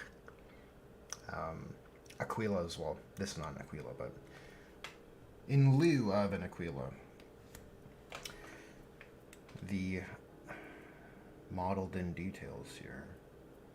So we'll use some Mechanica Standard Gray. We'll try and keep it thin. So now we're bumping some readability. Yeah, you know what? I like this color. I like it a lot. Oh boy. We gotta clean up that part, but...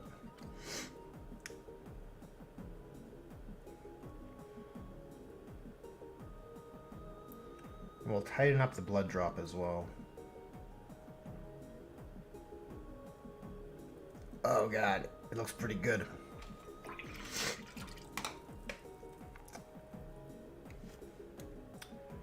It's coming together.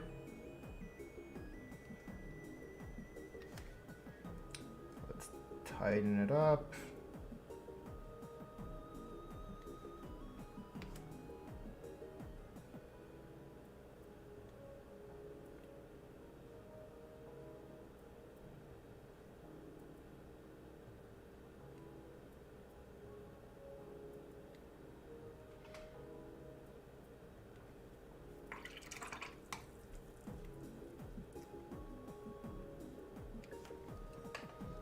Do the same on this side. Much smaller scale. I don't know if you guys can see that.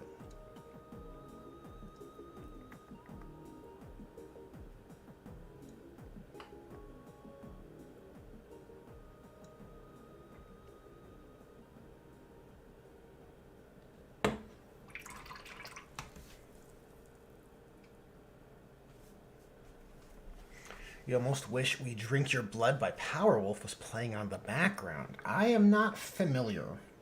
But if it's real music from a band, then YouTube would not like that. I'm definitely skirting the edge of the law here. YouTube doesn't seem to mind video game music as much. It's a loophole, if you will.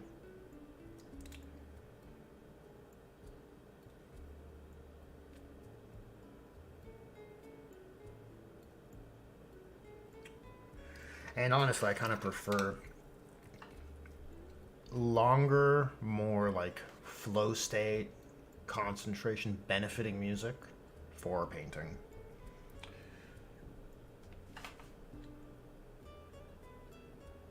Right? If I'm driving, it's the opposite. If I'm trying to zen out, just jam with a brush, you know? Kind of want something more background.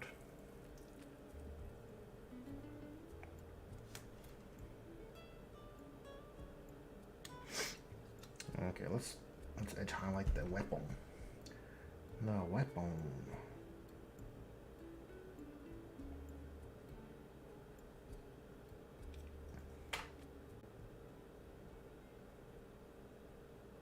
Oh no. I hit all the teeth. Well, look, that risk was always there. It's okay. It's easy enough to clean up the tips. That's funny, though.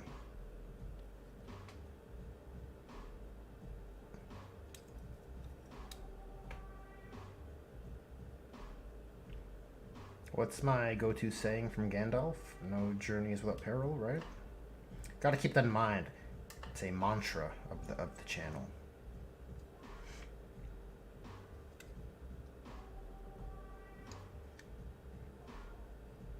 It's like a rule for life. That's why Lord of the Rings is so great.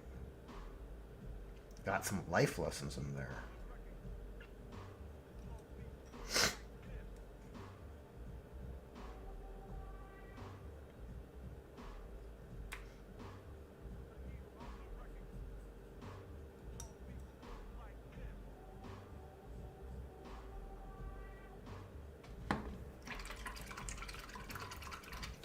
Nelson Cruz, golden maple brushes on the way. Well, look, now I can happily report that to the rep who keeps emailing me. Look at this. I have proof.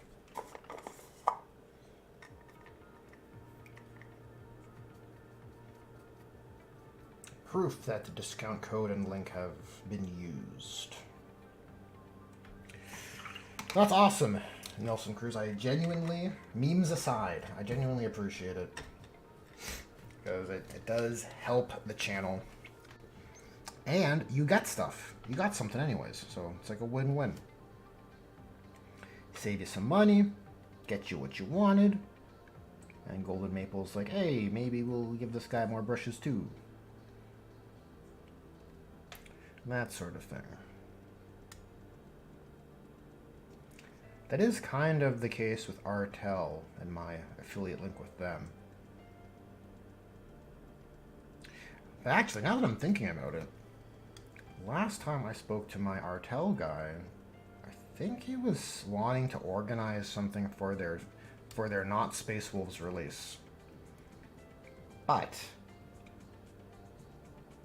I wonder if the window's been closed on that, because I think they've moved on from that release.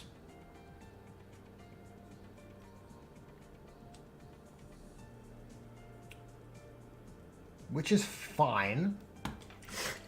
Jesus, hold on, I'll blow my nose.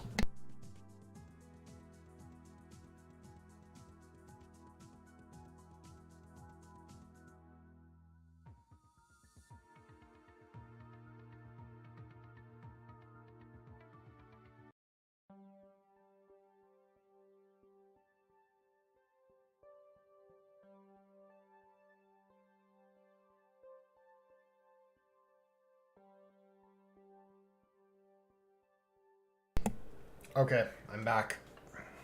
It was a lot, but it needed to be done.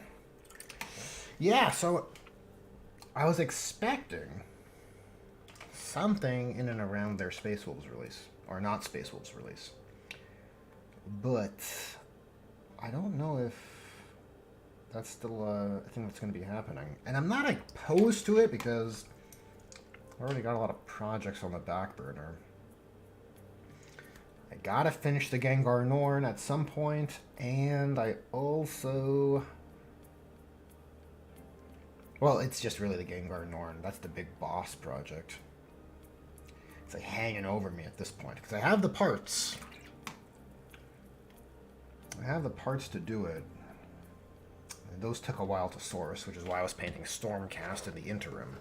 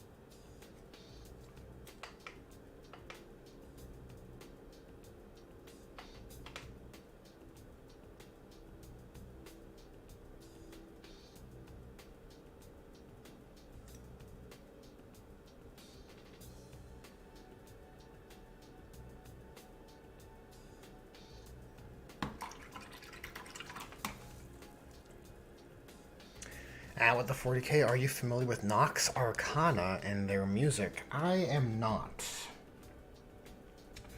I am not familiar.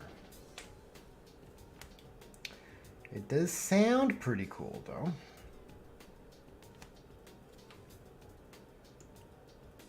What kind of type would you call their music? It's a weird thing about like music types and genres. Like I feel like we've gone into a point of music genres and subgenres that it's like crazy. I feel like in my youth there was like five types of music.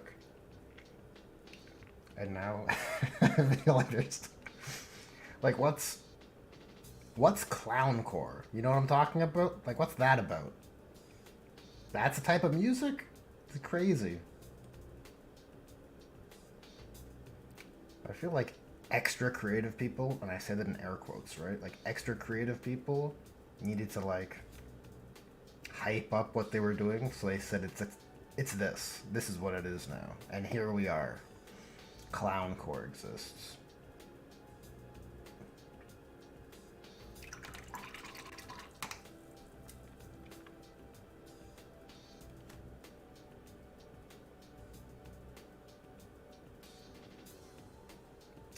That strap looks like shit. It looks like shit.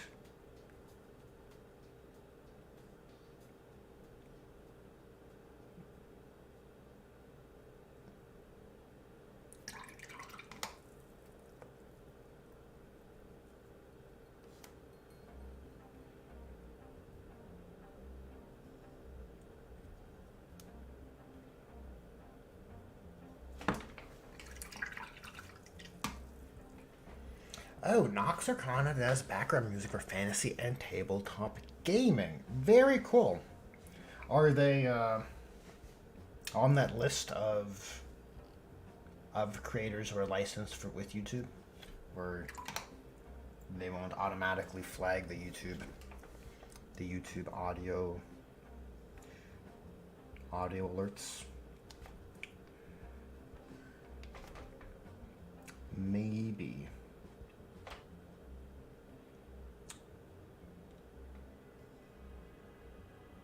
I mean, either way, that's a cool resource to know.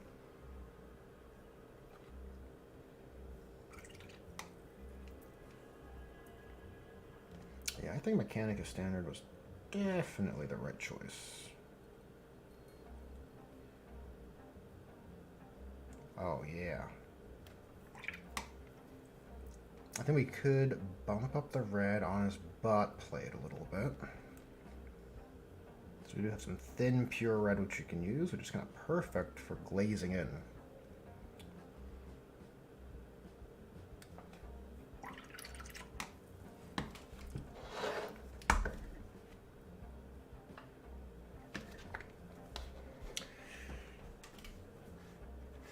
Are you leaving those grenades metallic? I usually do that pattern with lead belcher on one half and Elos and Scarlet on the other half.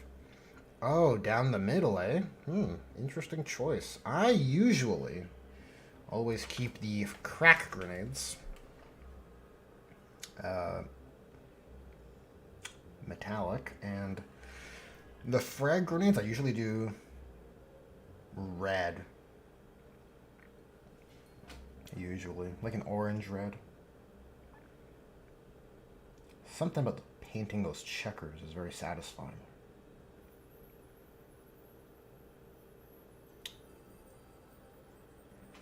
So with all the buildup I've done on the armor, I don't think I have to do edge highlighting on the armor plates.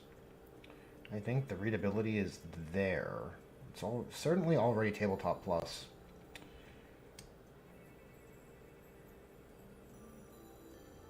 We can edge highlight these black components because black is hard to read. Comparatively, right?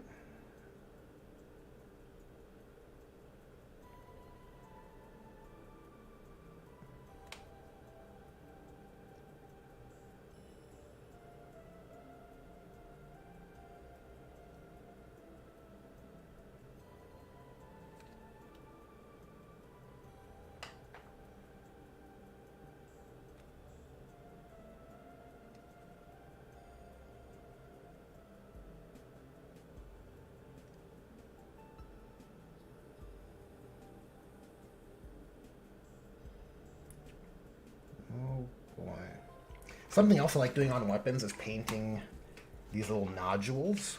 I don't know what they actually are, but all the Space Marine weapons have these dots. I know I like to paint them glowing. Sounds crazy, but I think it adds like a very small but very interesting focal point to your weapons. I don't have any here, but I've done them on basically all of my Firekeepers. And I think it just makes the weapons look so much more interesting, especially if you don't have an interesting colored weapon casing. Right? Like someone like the Dark Angels are red weapon casings, very, very interesting, very eye-catching. But, and like Iron Hands are white weapon casings, also interesting to look at. But for your majority of chapters, which are black weapon casings, they could use a little something.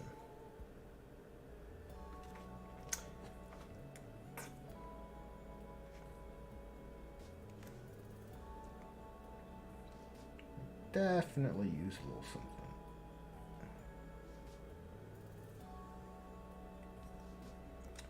I'll put some diagonals on this. I feel like the diagonal strokes like that kind of make the leathers look good. Or maybe I'm just ruining everything I did.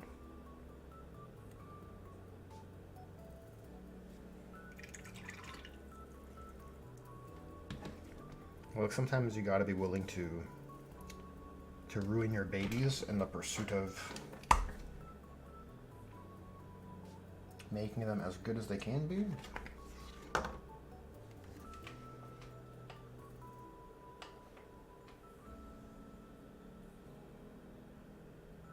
That's another tip. I'll make a video of what the 40K hobby tips. Tips they don't want you to know. And one of them is being brave enough to kill your babies.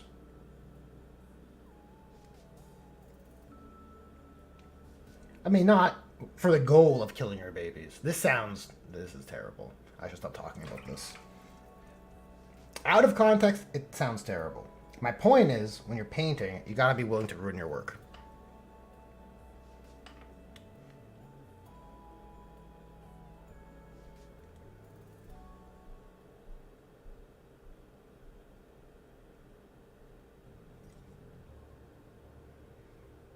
What can I say? I'm just an awkward sort of guy, you know?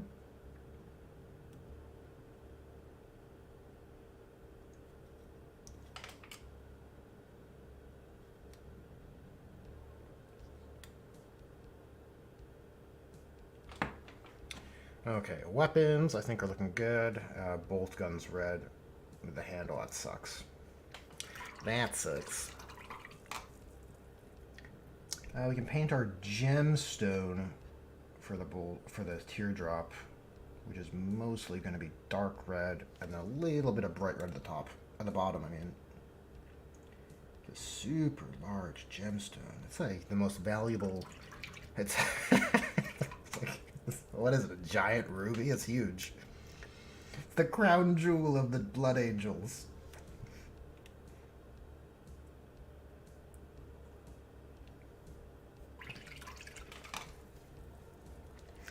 Nelson Cruz just got back to the first thing I heard was killing babies. Yeah, see, this is why I stopped talking about it, because I'm just awkward with my words sometimes. Listen, Nelson, context is key. I was talking about painting models, okay? And the context is you gotta be willing to ruin your work in the pursuit of making them better pieces. And then, you know, before I knew it, I was saying things that sound terrible out of context. You're probably wondering how I got into this situation. Definitely one of those.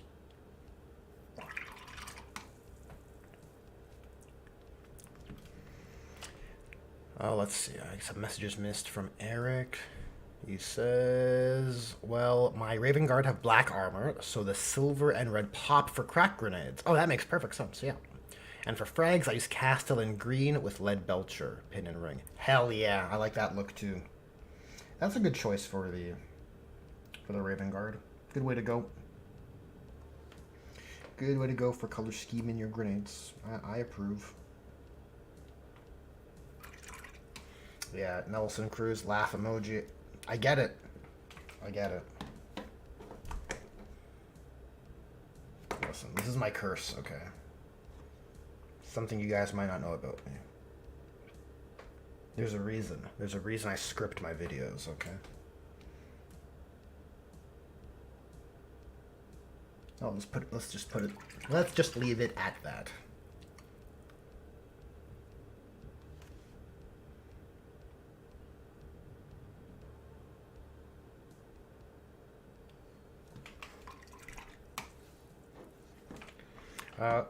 I thought this button would look good if it's blue, but now I kind of hate it, and I wonder if all the buttons should just be an off-white.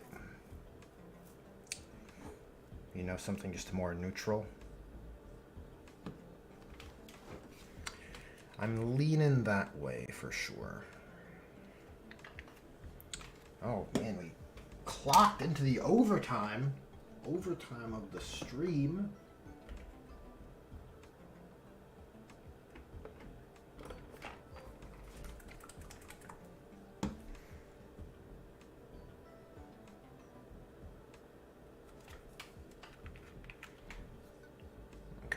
I'll probably paint for a bit more. Well, I want to get this guy. What do we want to do before streams end? We want to paint the wax seal. That's going to be contrast. We want to... Let me touch up that button. Do the gemstone. Yeah. Okay, let's... Can you guys even see? Yeah, I can see, but the camera perspective's different than what I see. So for you guys, it's mostly... I can tilt it like this and work. Yeah, we're painting gems. Look, all this Eldar gemstone practice is going to pay off big right now. It's going to be huge. It's all going to be worth it. All those Eldar gems.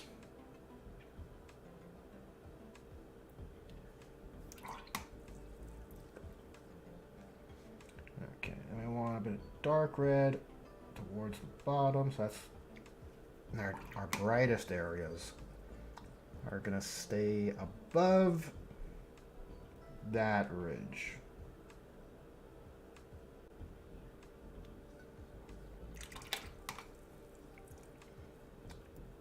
And you know what? Let's get some white scar. That's another GW pot I want to kill. It's like so thick, you can't even shake it. It's so dense. It's like there's no fluid inside. It's just solid. But it's also paint. Can you even call white scar paint, actually? Or is it something else? Is it an abomination? Okay. So I want to take this and start layering that in. I want to start doing our gems. Nice and shiny. It's gotta be nice and shiny. It's gotta be beautiful, right? This is like the it's a crown jewel. I don't know why I find that so amusing. So when you think about it, this thing's freaking huge, right? This is like some sort of epic ruby or something. Why does he even have it? This feels very valuable.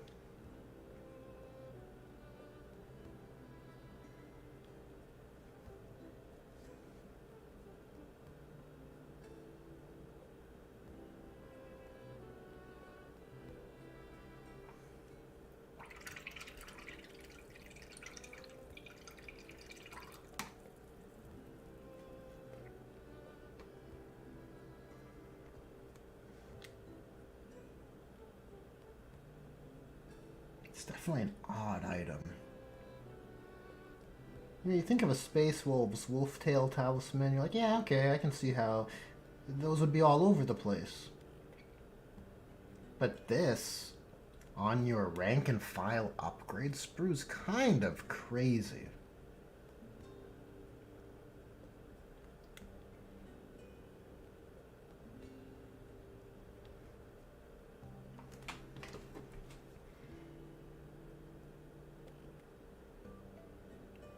Yeah, I think that looks pretty good.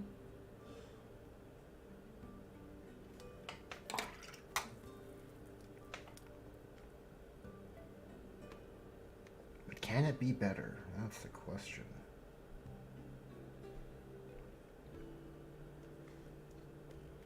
I guess it's definitely adequate.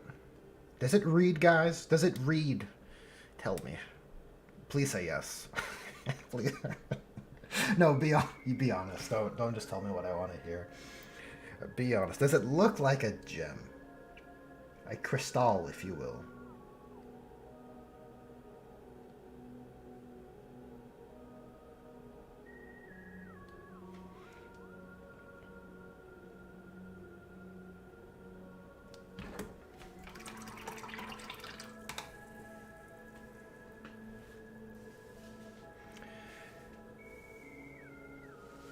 Eric says he was talking about painting the dots on the bolt pistol, and then he went off on a wild tangent.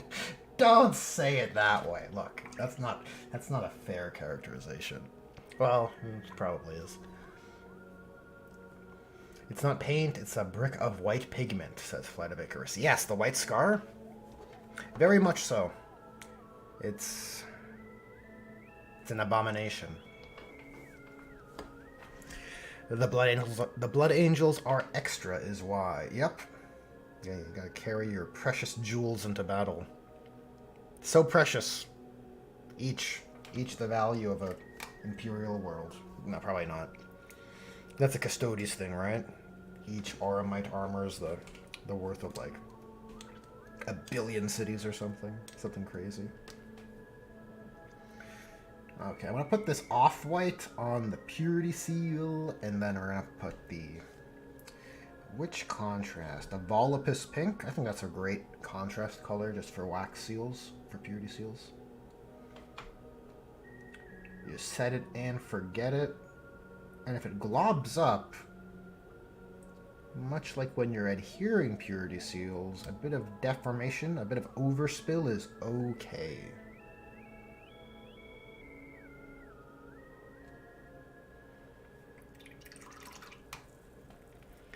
Oh, can we do some squiggles on these Purity Seals? Oh no. I don't know about this, guys. The freehanding squiggles is... It's getting dangerously close to typography. I don't like that.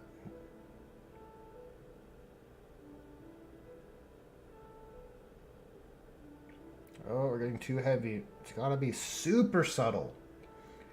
Super subtle squiggles.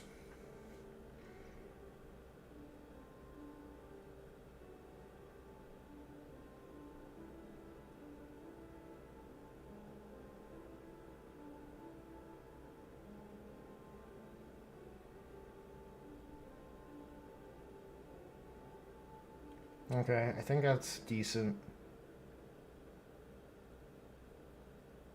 Oh, it's always way too heavy on the rear one. There it is. Ruined. Ruined! Completely ruined.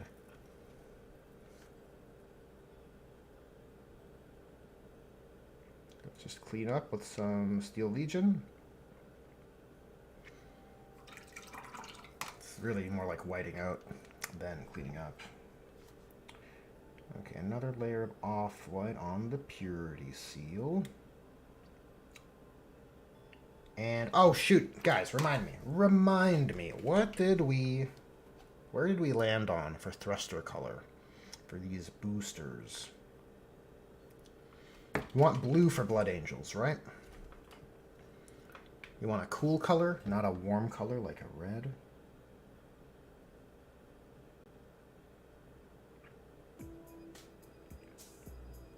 or Ultramarines seem to use orange on the heavy metal examples on the web store.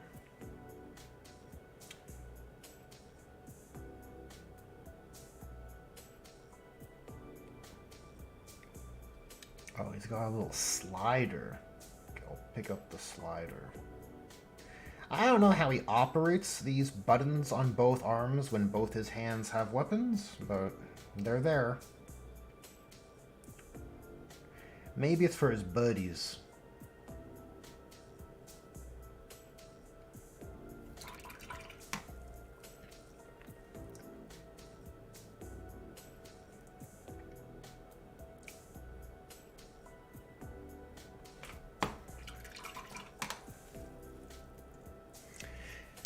It's awesome. Blue for sure. Okay, blue for sure. There's an easy contrast recipe for that. Probably. We'll use our white scar. Talassar blue is key. Talassar! Where are you?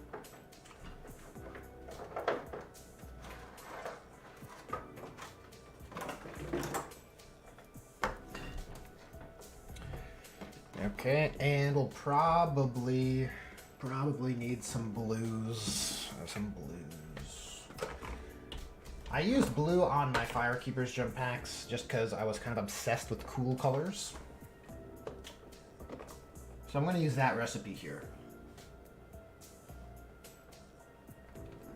The recipe.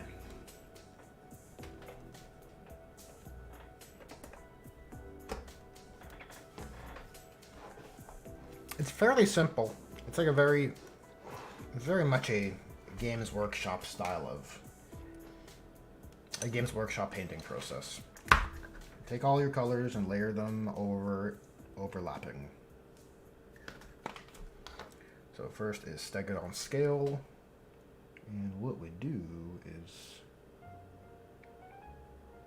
we're basically hitting kind of haphazardly everywhere, because this is like our bounce color. Our bounce color from our bright blue booster energy? What would you call that?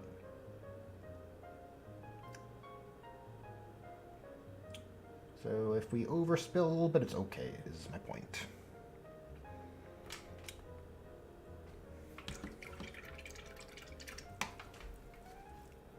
And then from there we do the same with a lighter blue. So we have a model color, light turquoise here.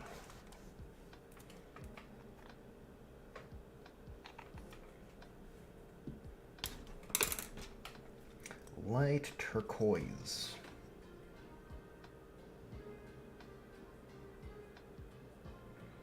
So I'm just kind of choosing this on the fly. We'll keep this to the center ring. Then the inside of that ring will almost be white. So we're going to mix white scar with our light turquoise.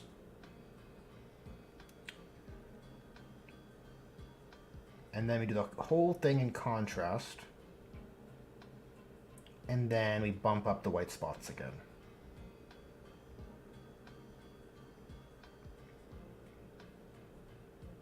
So it's pretty basic, but I think it'll give a good effect.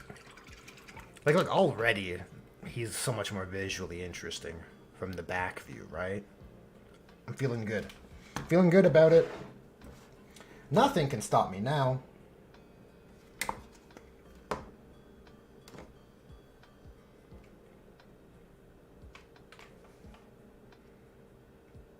Okay, and we just put that in the middle.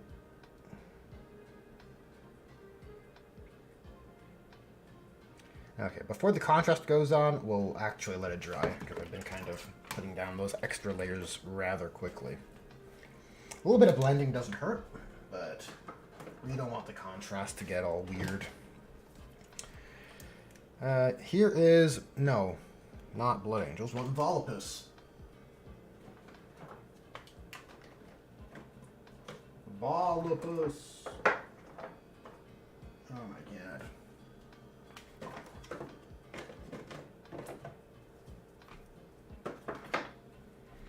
This one.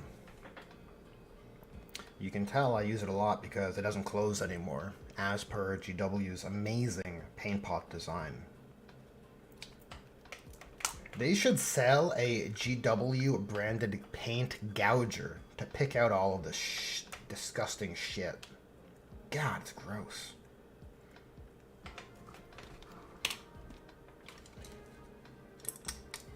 It reminds me of, like, I don't even want to say it.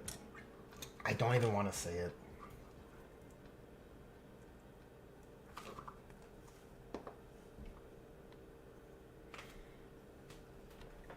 Okay, so we're gonna load up some Volapis on this, and that is just a one and done process. Pretty cool.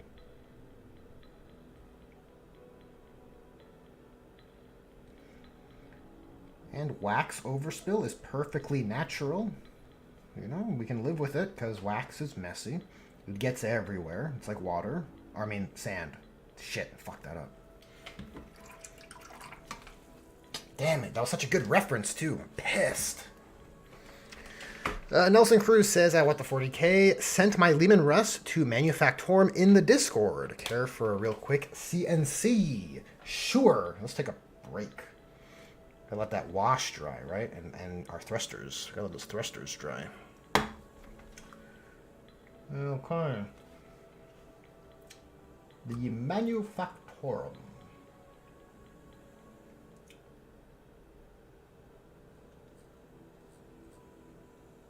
Ah, I see. Okay, so first I'm gonna open them and I move them. Oh god, the tabs. My tabs are all screwed up. Hold on. Okay. So we have the technology. We're in. Okay. The order might not be what you first shared. Okay. Ah, okay. You got the Lehman Russ in there. No sponsons. Got the light picked out. What kind of turd is this? Oh, you got some weathering in there. Mud on the tracks. That's good. I think that's important, especially for the guards aesthetic. Yeah, tanks kind of always look better weathered.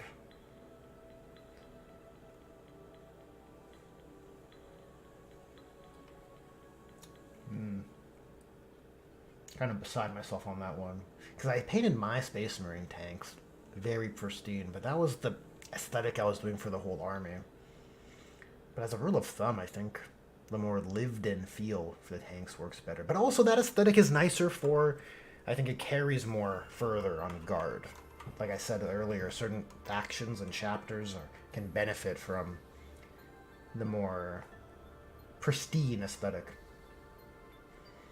Okay, you got the stowage in there and the cable. Is this what the cable's actually for? I've seen this bit forever. I think from Rhinos, if I'm not mistaken. Or maybe the Guard have the same one. Is it for stowage? In either case, I think tanks are made better with stowage. I like this, the Triforce. Is this the Tank of Courage? I love that. The little Easter egg there. That's sweet.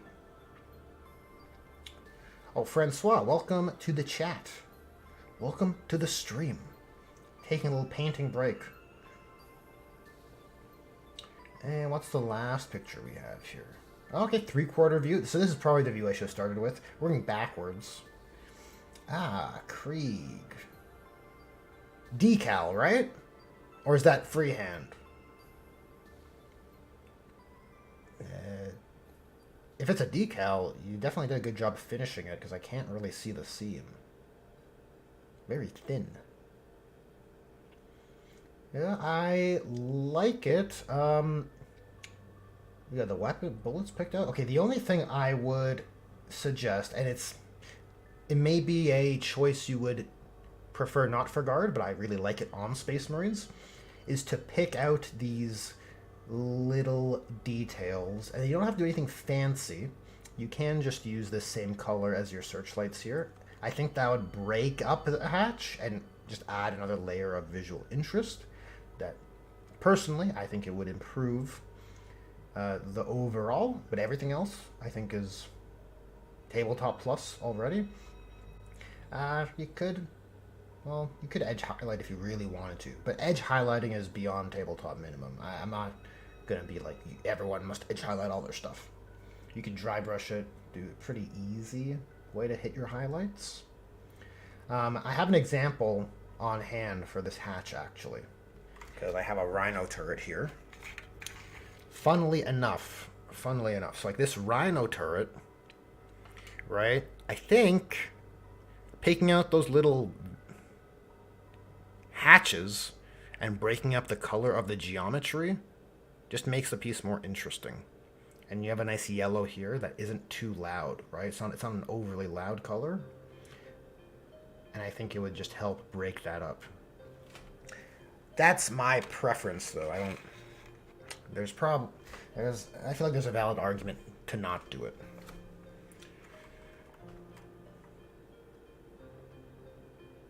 Other than that, cool stuff.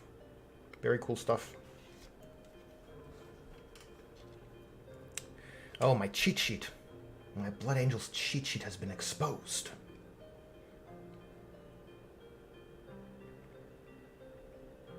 There we go.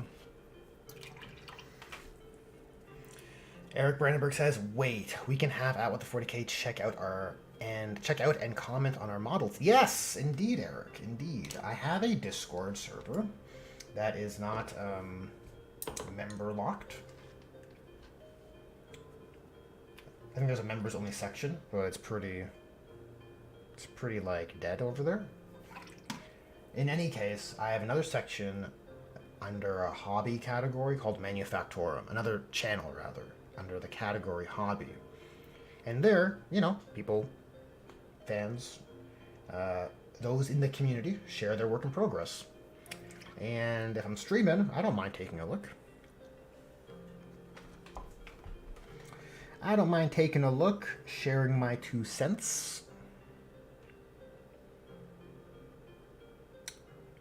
Okay, so... Oh, you know what we can do? We have our bright blue. And we're going to be Talisar bluing the contrast. So we can pick out those spots I was telling you guys about earlier. Right, I think the guns, I do them on guns. I like painting these little dots blue.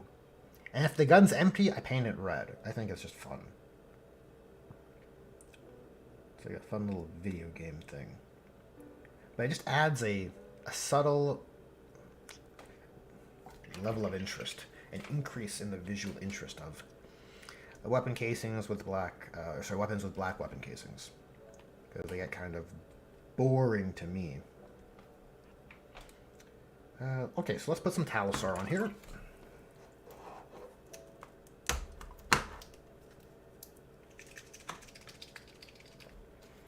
Francois says, if I may, as a veteran, there's not enough graffiti or vehicle serial numbers.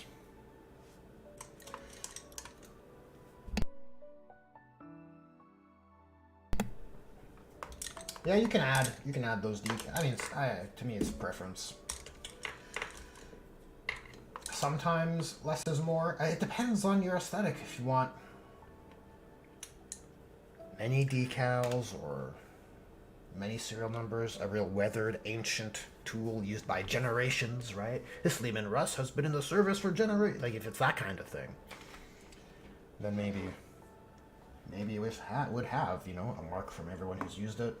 There's a lot of storytelling opportunities, actually, in that regard.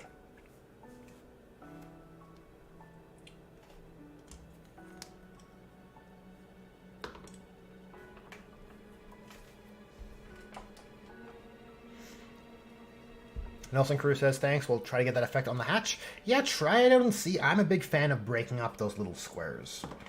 I think they're asking for something. Especially on darker schemes. Just dark schemes, that you need to break up the materials because it's just hard to read them. That's why Raven Guard armies just look so much more minty fresh if they have edge highlightings. right? Compared to white scars, which just the geometry is so much easier to read. Okay, so here's our Talisar. Gonna go all over.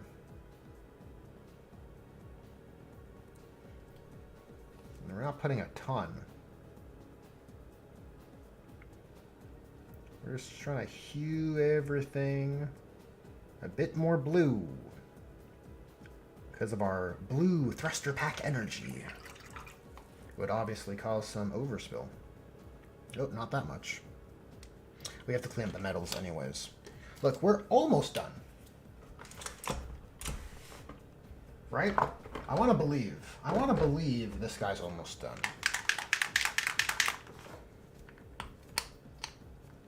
So we're going to get some metal color. Get the metal color. Starlit Misfit. How's it going? I finished my Halbert kit bash. Picks in the manufactor. We just went to... Oh, it does look nice, though. It does look... Oh, you painted it quick. Nice.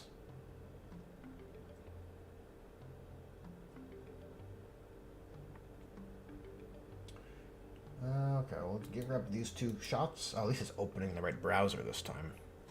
Okay, I'm going to put the wash on first because... Or not the wash. We're going to use up the metal color. Because it may get away from me if I forget to do it now. Then I'll put your Halberd up on stream, Misfit.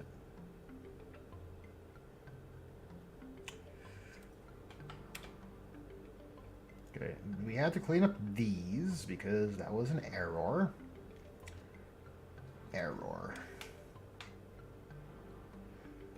And then I want to hit that little bolt.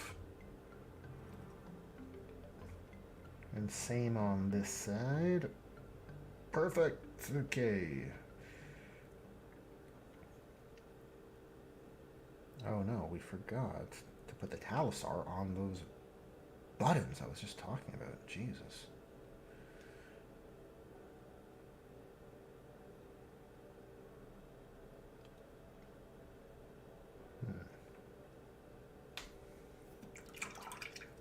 Oh, there's not really any painting or any colors applied to the weapon handle. It is under facing, so it's not an issue, but I don't want to leave it just unpainted. So let's put some black in there. Well, that's just for me.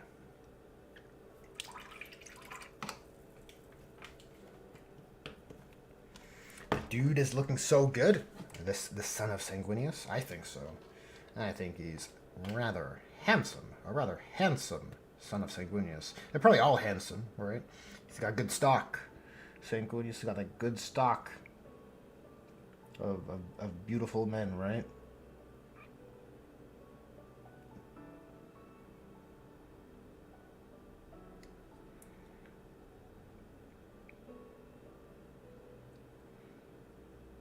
I mean, generally speaking, I want my transhumans to be ugly Gears of War people. But Sanguinius and probably Fulgrim, back in the old days, would be prettier than the average.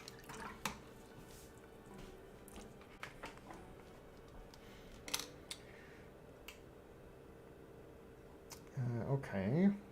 And while the contrast is still alive... might need a bit more.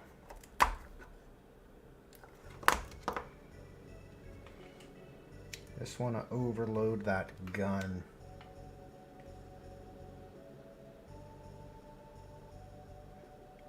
We want some overspill, because it's got to feel like it's, you know, creating some bounce light. Then once it dries, we'll dot it back up. We can pull a little bit of that out. Yeah, once we add another bright white, an off-white, will be a very cool white. I think it'll just look super good.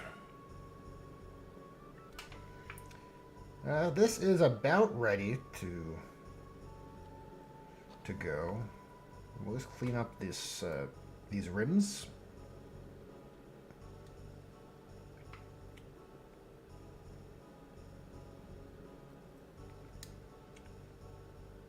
Okay, I just want to clean up the reds more than anything.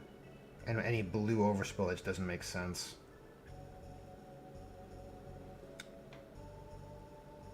That bit of blue's okay, actually.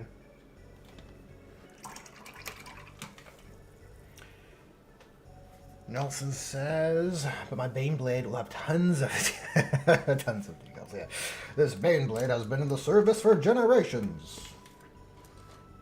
I like that a lot. I feel like I invented that. I don't think I picked it up anywhere. Okay, let's take a look at Misfits. Hell, oh, I've taken a look. I'll share it with you guys. Oh, I like this scheme for the Thousand Suns. Is this a white contrast? Misfit? Painted it very quickly. Got some layer paints going over here. Very fast painting. Okay. Blue flesh makes sense for Tzeentch. Makes sense for Tzeentch. Yeah, definitely a big helper. Well, it is supposed to count as Demon Prince, right?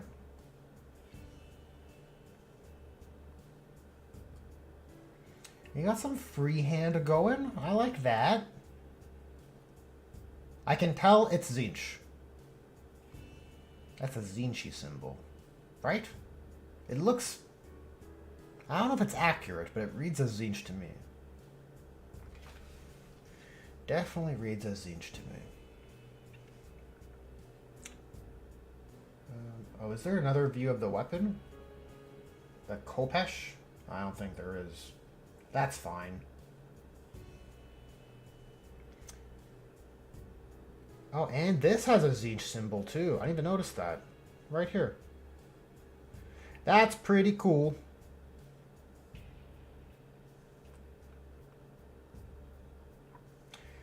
Nice base work.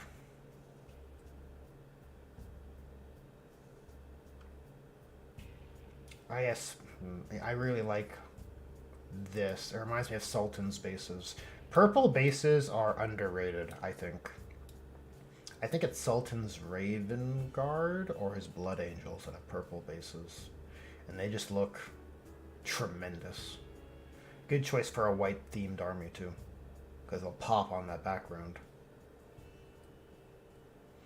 Thousand Suns Cult of Mutation. There it is. Yeah, makes sense. Cult of Mutation would have an extra mutated Demon Prince. Okay, how's the Steel Legion looking? Still alive.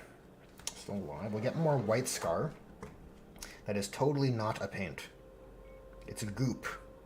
A mysterious goop.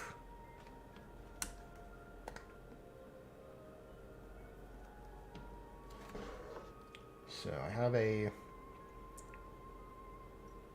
fairly light blue, and then I think all you have to do is put some blue in here, just a little bit, kind of like that,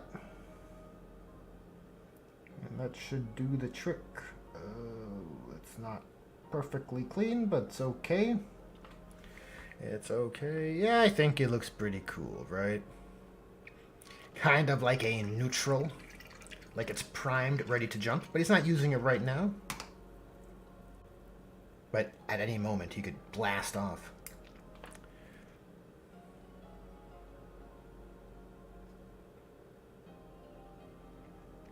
Oh, you know what? You know what might look really cool is we have a ring of geometry.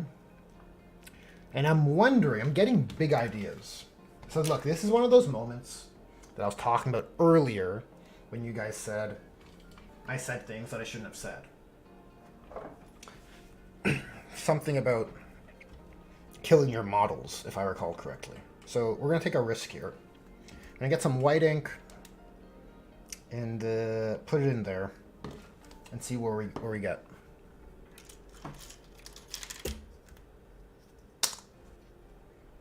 Yeah, I think this is rather cursed looking.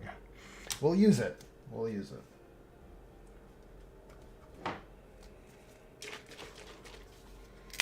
Because look, if this experiment goes as I imagine, I think it's going to look wicked.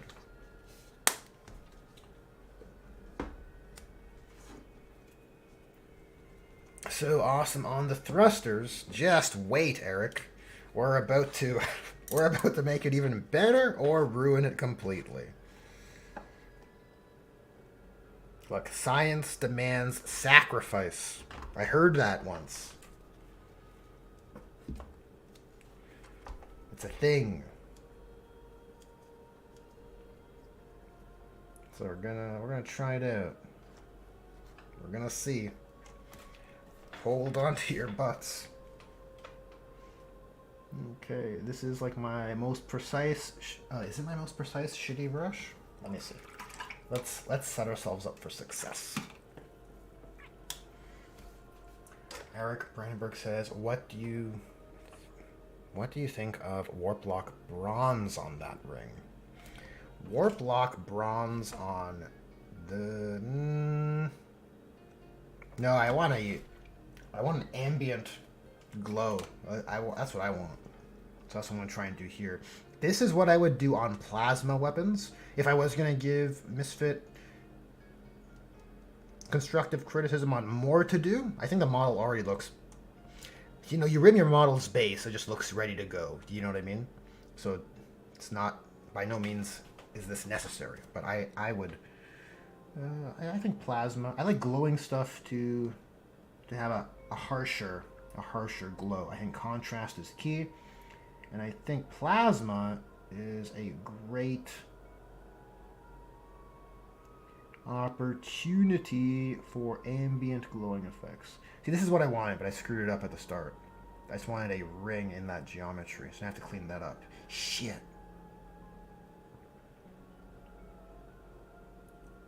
Awesome. Something like this. Now, this will take longer than usual to dry.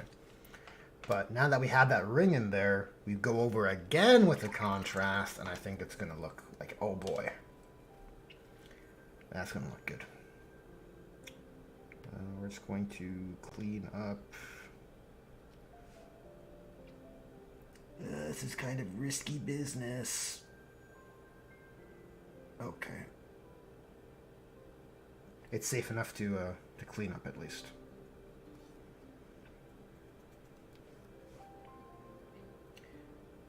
So I'll be careful not to get this paint in the ink. Because if I do, it'll run everywhere. Okay.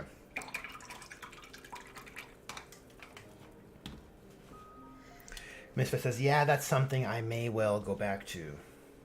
Yeah, you have the option. It's already Tabletop Plus. Converted, painted, based beyond, like, just dirt.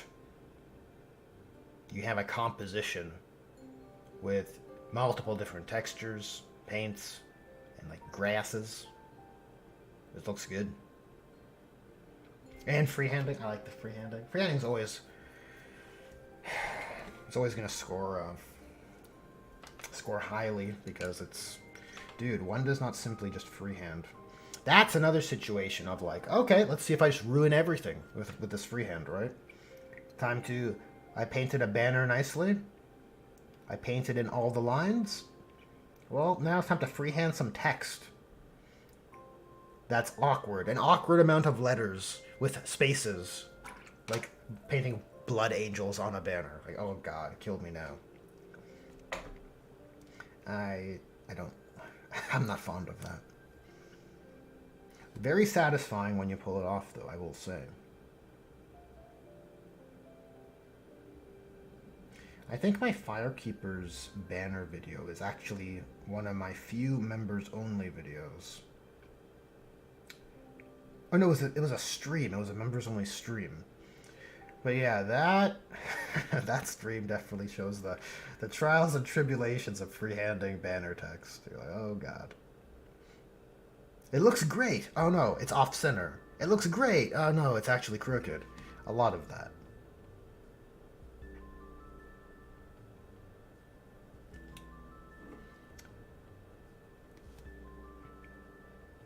Let's just tighten up this gradient a little bit. Like, it is player facing. I do want it to read. I do want it to look good.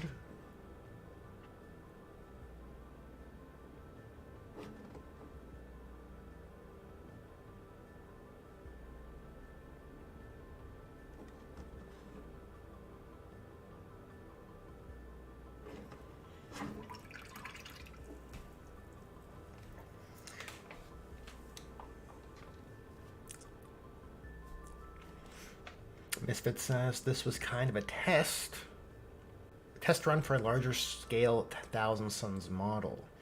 Like, what's larger than that? Like Magnus? But he's gonna look totally different, right? Oh, well, I guess it depends on your army scheme. Never mind.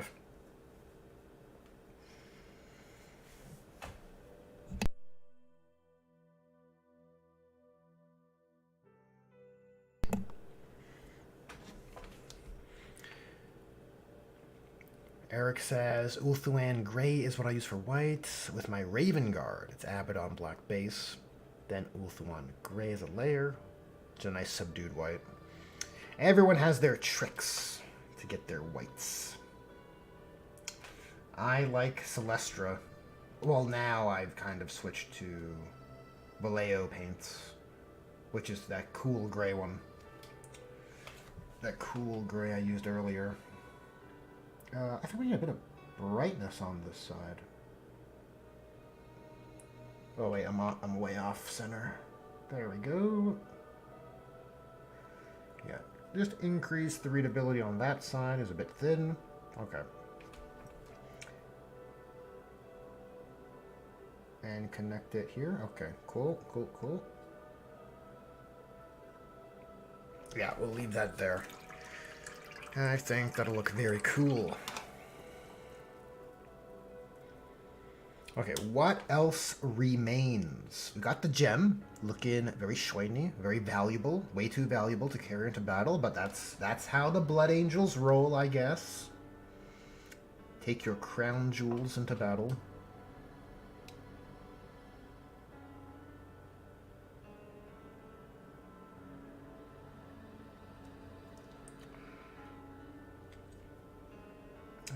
These buttons, I guess, are adequate. A little awkwardly shaped. I suppose they read well enough. Eye lenses, I'm happy with. Nothing's missing, right, guys? I mean, obviously the armor isn't edge highlighted, but I don't think I need to. I don't think it's necessary, because we've got a lot of definition via layers. He is certainly readable.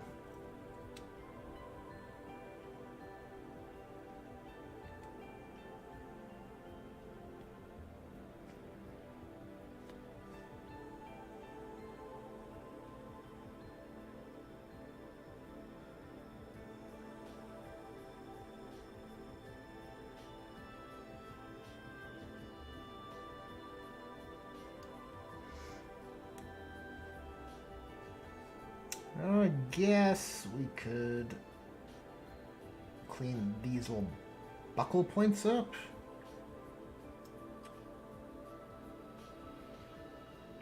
I mean, edge highlighting would certainly add to the readability. But it's a lot of work. I don't know if I want to.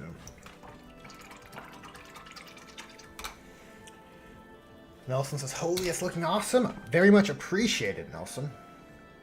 Very much appreciated. Oh, here's something I forgot. Our Mechanicus Standard Gray is dead. Okay, I want to mix some black with that cool gray. And it should get somewhere close to Mechanicus Standard. Look, we're doing it on the fly. We're gonna make our own colors. It's close-ish. Close enough. We have the technology. Yeah, I gotta highlight the little strap here for his grenades. And also the Aquila kind of thing, the close support version of the Aquila. It's definitely not an Aquila, but it is a similar to a close support sort of badge. Not technically sure what to call it though. If anyone knows in chat, feel free to drop that knowledge.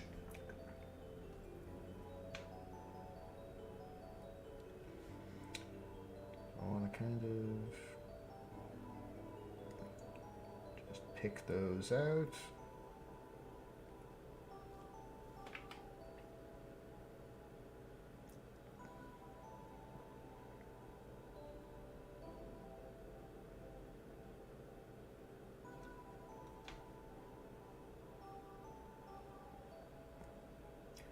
Oh god, it's like, where are the edges even? These tiny swords.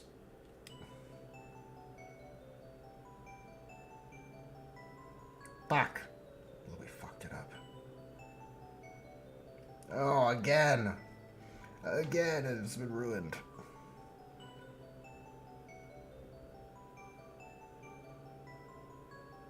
Okay, I'm just gonna brighten up the top, because that's where the light would catch, and the eye holes. You gotta highlight the eye holes. But the underside, I probably should be doing this with the other brush.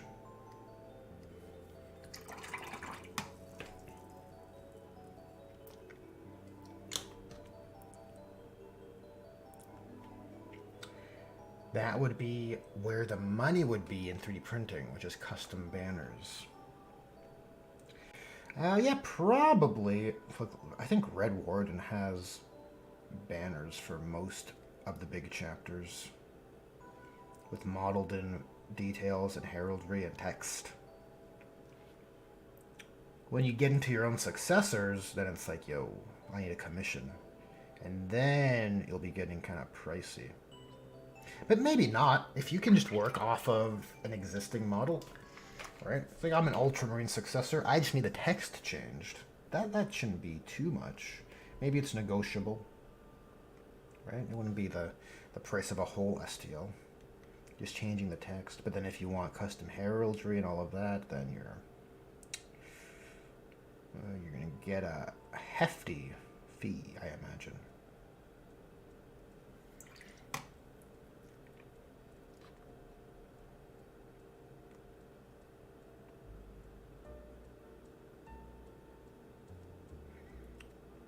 Yeah, for my Firekeeper's banner, I wanted a picturesque representation of Akantor from Monster Hunter.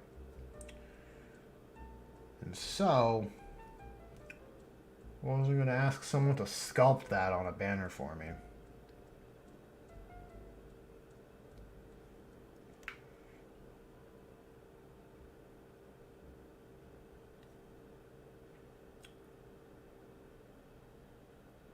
Clean that up. Nice. And then just change the flat face so it's a bit darker. Okay, I think I saved it. I think it's been saved. That's what I want to believe. So all that remains, guys, all that remains, are definitely going to overtime, but I don't mind because I'm really digging this model. And I have some nice company. Nice company today. Oh, Slinger Tube. Welcome to the chat. Wubba lubba dub dub. We're painting a Blood Angel today. But all that remains is the contrast layer on these boosters to make them pop better. And, let me reset the music. And a bit of freehanding, but just the Blood Angel's teardrop. And I think the knee pad needs something. Which now I feel a bit silly about because I layered up some nice reds on there. But if I look at my heraldry cheat sheet, I'll let you guys see what I'm talking about. We're looking at these, right? Squad number within a company is indicated by colored icon displayed on Battle Brothers right knee pad. So I'm thinking of a squad like 8th. Because how does it work? First 6 are usually for battle line, and then you have 2 squads close support, 2 squads fire support. So I'd probably go with 7 or 8. Probably 8. I think I'd rather paint the lightning as a negative.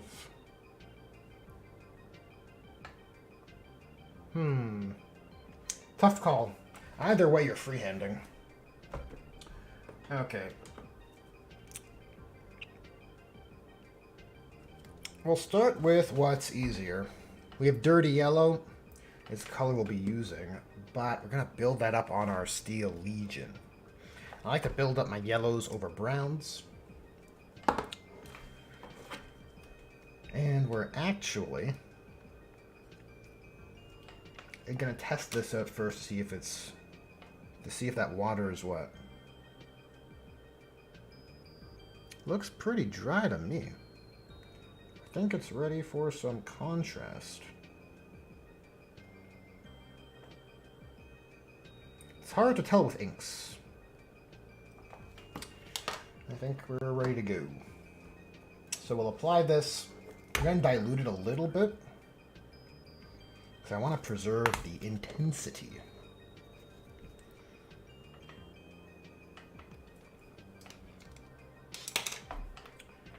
And I'm going to have to be brave and see how it turns out.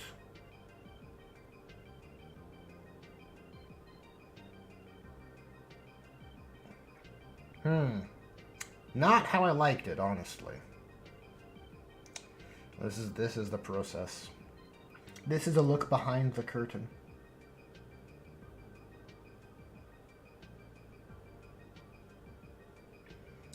I guess it's better. I guess it's a little bit more interesting. So this is how it goes sometimes. You do experiments, and you don't always get the result you want. I mean, nothing's ruined, so I guess that's something to be happy about. Let's just brighten up this. I want to add a bit more texture to this.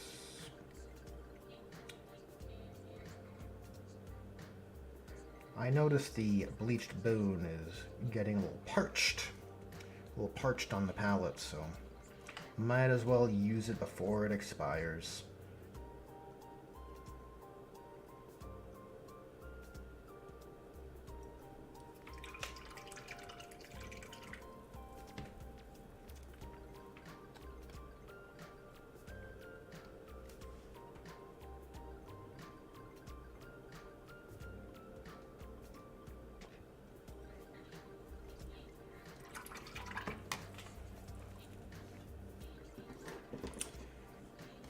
You're off to bed, Misfit. Well, you have a good night. Thanks for tuning in and sharing in the hobby camaraderie.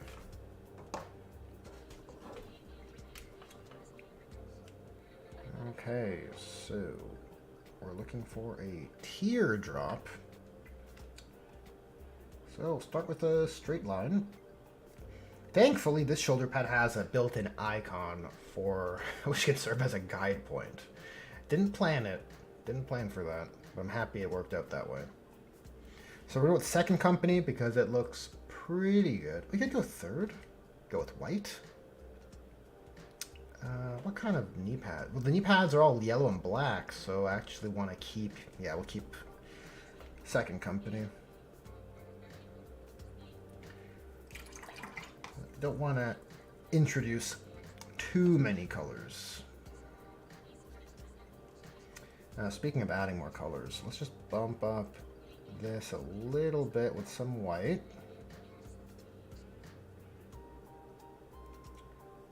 And we can do the same on our pistol A.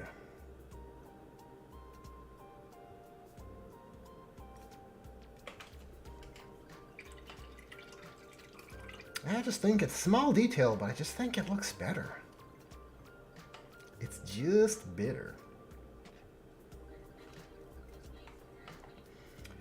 Okay. So let's create that teardrop. We're gonna make it square first. A little bit of a diamond situation.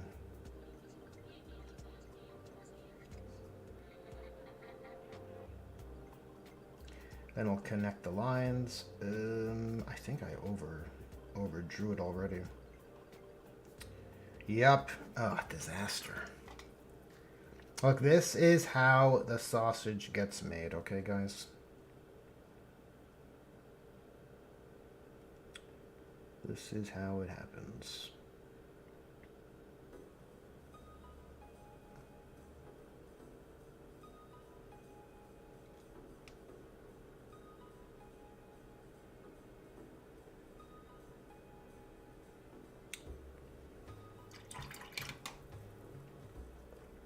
Line that back up. First, we must draw the symbol we'll be working with.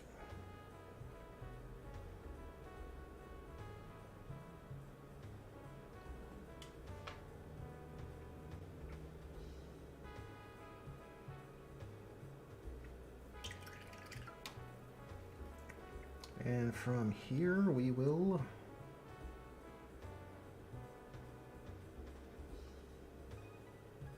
just round it out. Yeah, so we have a kind of teardrop. A little concave on that side. Or is it convex? I can never remember which is which.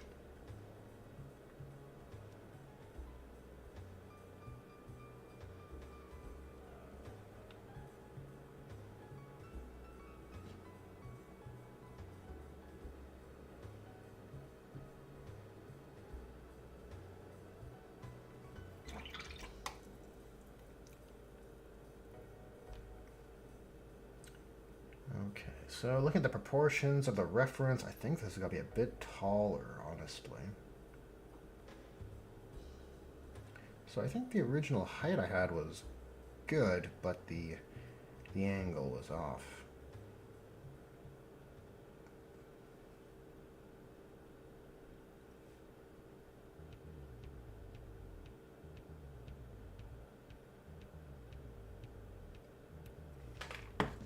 Okay, we'll work with that. Then we'll build it up to yellow and then clean up the reds afterwards. Imperfections are fine. It can look like battle damage or whatever when we're all said and done. And we'll do the yellow knee pad with a black lightning bolt. That's what we'll do. So we'll take our Steel Legion and start layering it up. Yeah, it's too bad. There's some nice layers built up there.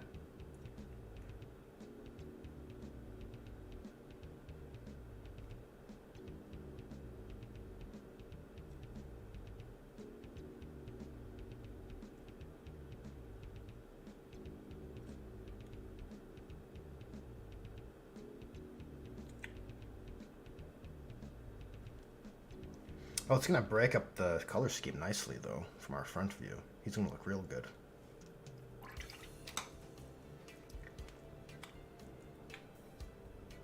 But you know what? With our brighter gray, maybe I can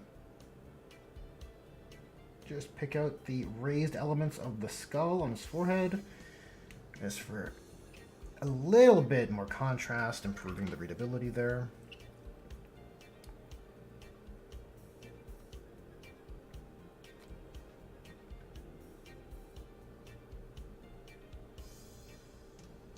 I don't want to edge highlight everything, but these raised rivets, I think they're right on the focal point of the face, so might as well just tap them.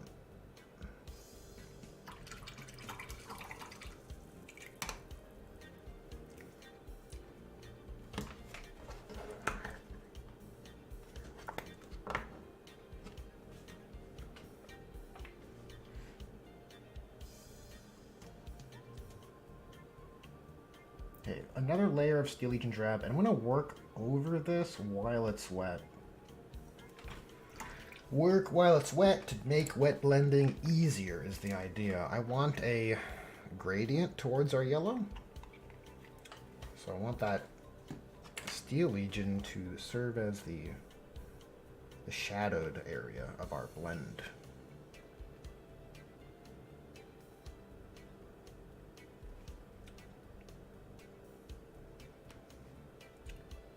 Will it blend? It should.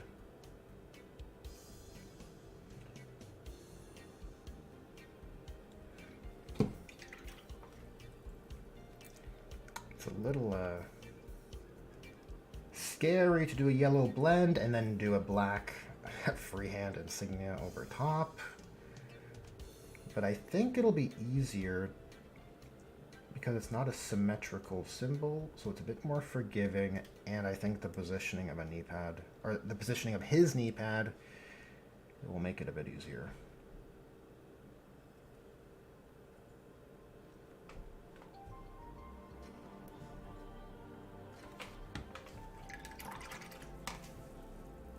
Nelson Cruz says, these streams are making me want to start a Space Marine army. Uh-oh. Uh-oh. Choose wisely. Actually, I don't know if I would ever recommend an army. I think Kill Team is the sweet spot, personally.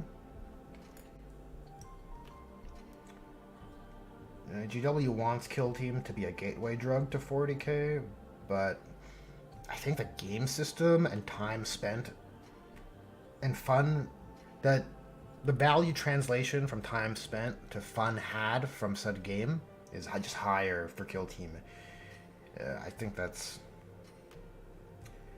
pretty ironclad. I don't think it's pretty objective, I mean.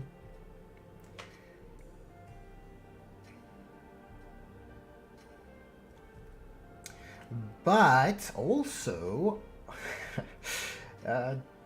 based on how this narrative event goes, I might have a custom game mode slash mission mode that might scratch that Space Marine itch without requiring you to buy a whole army.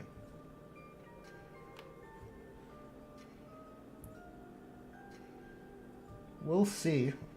We've been doing some rapid play testing over with the local game store. But it's looking promising. Space Marines are feeling good. Hence why I want to just get a bit of first founding representation of each chapter. Because unlike GW, I think it's important to have your chapters flex their gene seed origins, right? Flesh their lineage.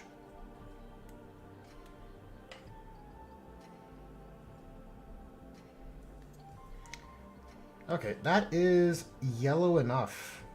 So you don't actually have to make it 100% Crayola primary school yellow. You can just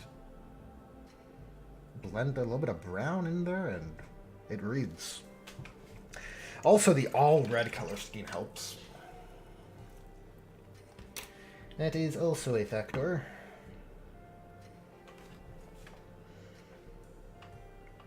Okay, let's paint in our teardrop. Or it's not a teardrop, it's a blood drop. Blood angels aren't crybabies.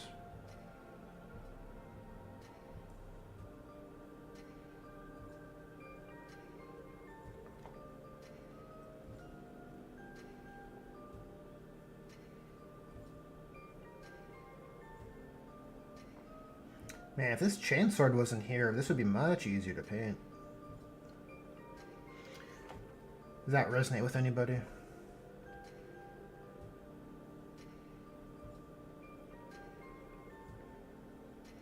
I mean, it's pretty easy to account for painting surfaces and identifying subassembly necessities, but for freehanding,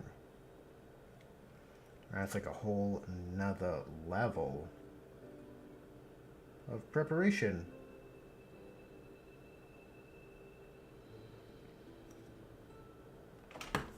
Okay, lean back check. It does read. He's looking pretty fucking awesome, though, guys. Guys, I think I've bloody done it. I think it's coming together. Okay, so lightning bolt. Lightning bolt. A black lightning bolt over... Okay, maybe that's dumb. Let's start with a brown lightning bolt. And then we'll refine it. Maybe that's a smarter protocol.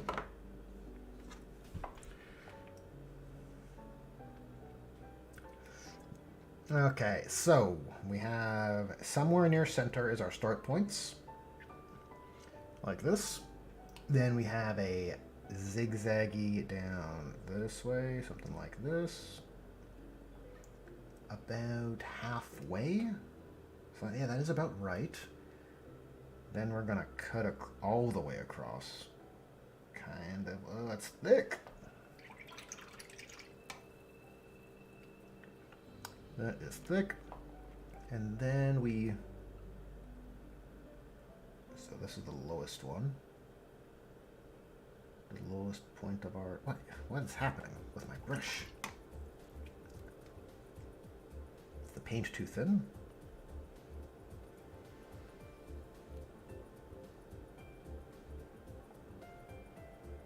Okay. So this is about here.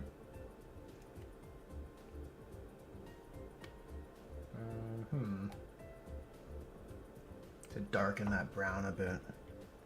It's getting too thin.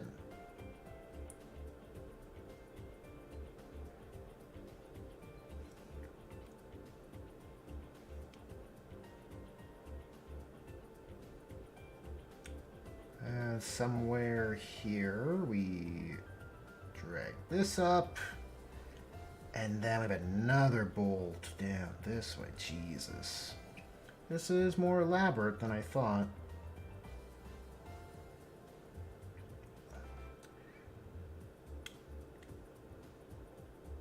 I'm glad I'm doing this in brown. Let's make it much easier to clean up.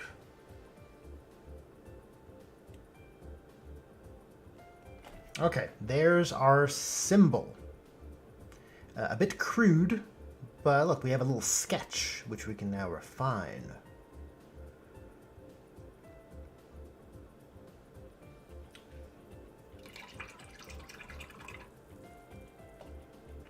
Yeah, shoulder pad is actually looking pretty good.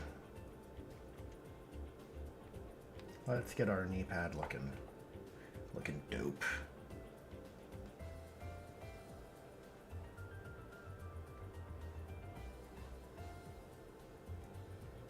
There it is.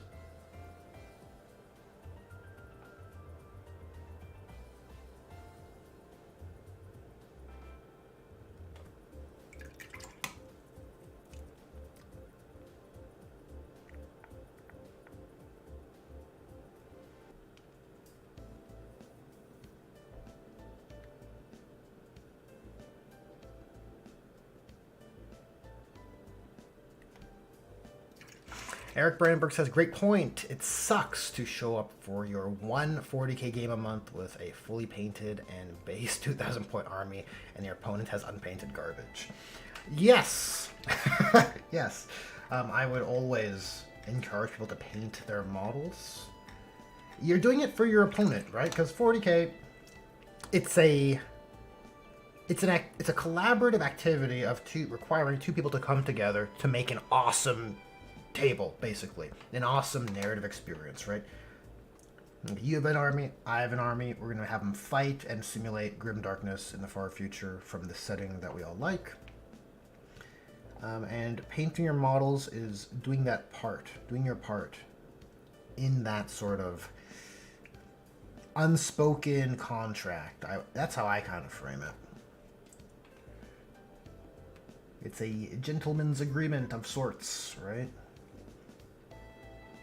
Now, I don't like to shame people for painting unpainted models, because I get it, it is hard. Sometimes people are afraid to paint. They see a lot of it is seeing awesome painters online and then wanting to do what they do, and so you don't paint your models because you're just still figuring it out. But I think it's all about getting battle ready and circling back. I think that's honestly the best strategy. Just do it battle ready so it's not offensive to your opponent. It's not breaking the immersion of the awesome experience that this is supposed to simulate, right?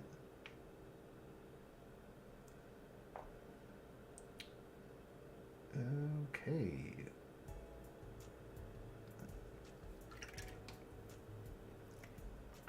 We can probably start cleaning up our... Oh god, what happened? Why is my consistency so shit on my palette? Oh my god, I think we've had some water contamination.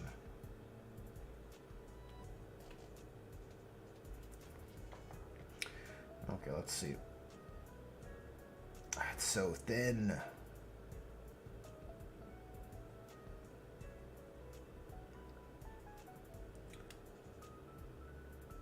I mean, I do like layering thin paints, but this is a bit extreme.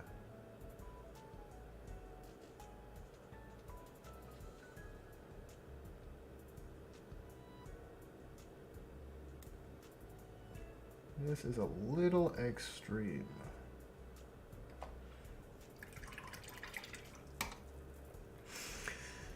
Eric says, especially if they're meta chasing. I told the last guy to get that weak ass shit out of here. I have a full-time job, farm, wife, and family, and I will not play unpainted models. Yeah, I can understand what you're saying. When you're net listing and just bringing in what's busted because it's winning all the GTs, like I lose. I don't want to say my patience, but I lose the goodwill that I would otherwise have, where it's like, oh, you're just getting into the hobby, or you're painting your army slowly, right? Like, it's still mostly unpainted, but I see, you know, this, you got your base colors down, which you didn't have last week. Like, I make those kind of allowances. Like, I'm okay. But if it's just purely because you're net listing, it's like, yeah, I'm not doing that for my pastime. Because also, if you're net listing, it's not even... A certain component... This might be a good video topic, actually. A certain component of that unspoken gentleman's agreement might actually be thrown aside unintentionally because of the competitive paradigm a lot of people fall into. Not always, but I think it can. I think it's more likely to if you're of the competitive persuasion.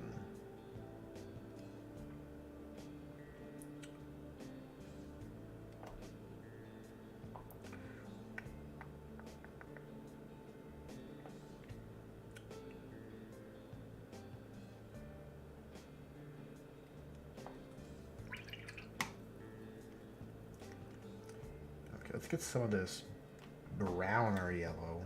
Just put it towards the bottom of the shoulder pad.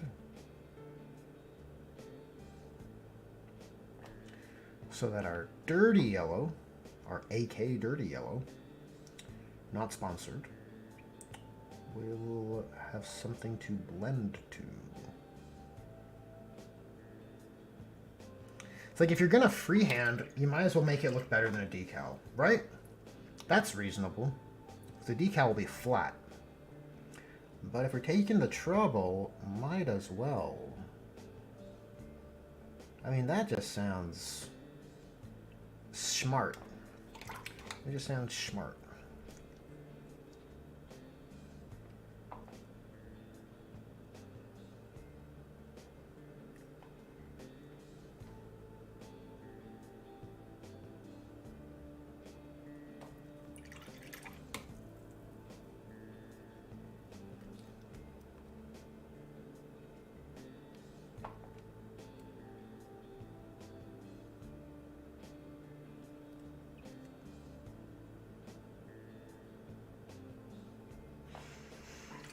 Eric Brandenburg says, I don't want to hear, but I don't have time.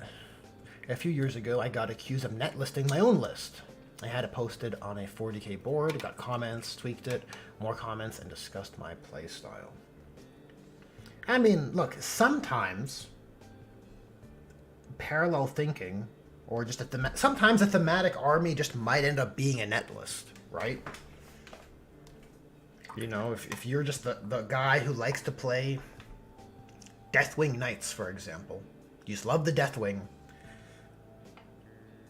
it's pretty common that when the Dark Angels get a codex, the Deathwing Knights become super tuned up at one point during an edition's run.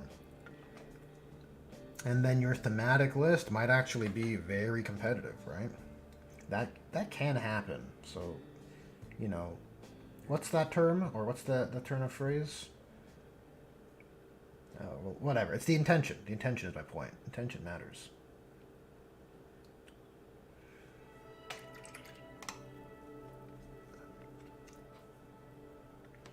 I'm, like, desperately trying to resurrect this black primer from the wet palette. And I think it's gonna work out.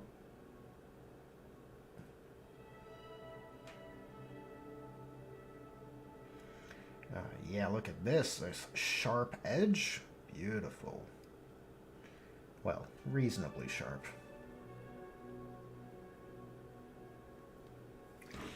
Yeah, unfortunately, I will need some black paint. Unfortunately.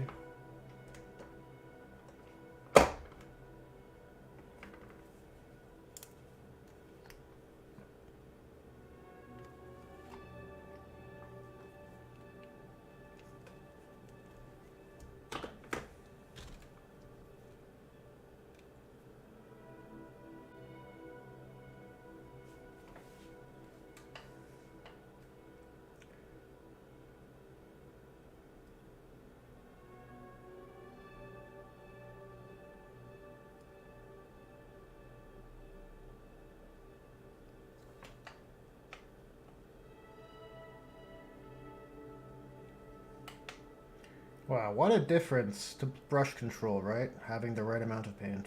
Crazy.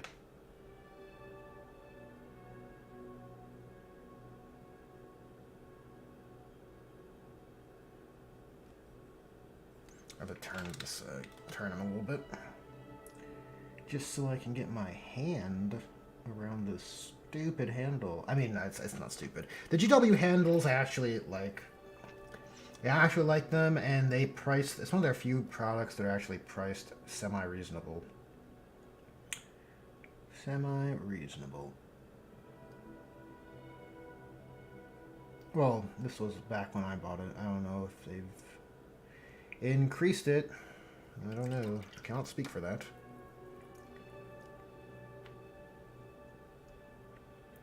I do have a Redgrass Games style handle, and I do like it, but it's kind of... It uses blue tack to hold the model, or I guess any tack, but I use blue tack. And I find that it's not very stream friendly because I'm holding the model horizontal and it keeps falling off. But I kind of like how it has a spinnable handle. Just easily rotate your model without having to take it out of the clasps.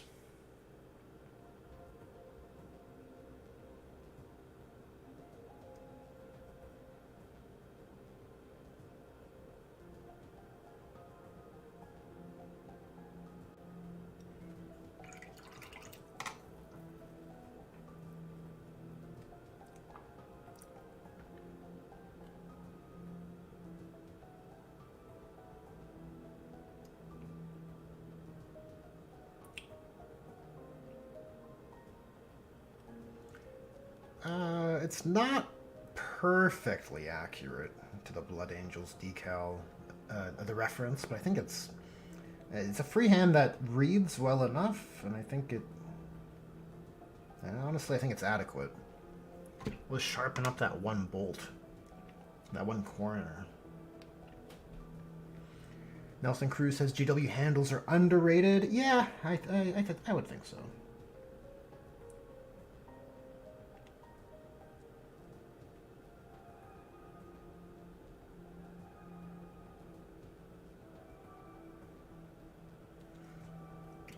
Damn.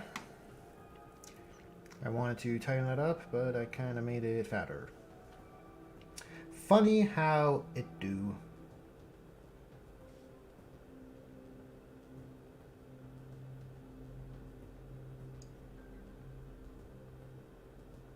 Yeah, and now my yellow is too thin, and it will not cover up that black.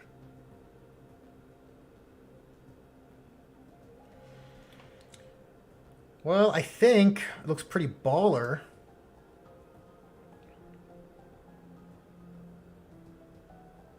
Right? That's like a nicely painted miniature. I would say so.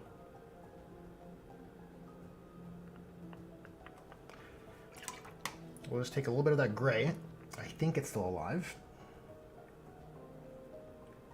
And I just want to add a bit of definition to our little badge on the knee because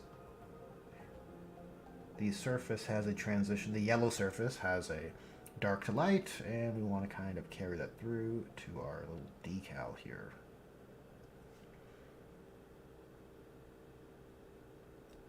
Yeah, just that. That's all you need. Just a little bit of definition. So it's in accordance with the shading that's underneath. Beautiful. Look, if we edge highlighted this model, it would look really good. But I think I'm going to call it here.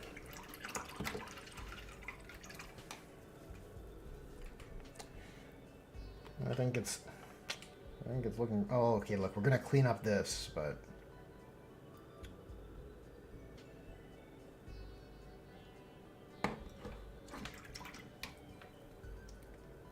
I think the pure red is still alive.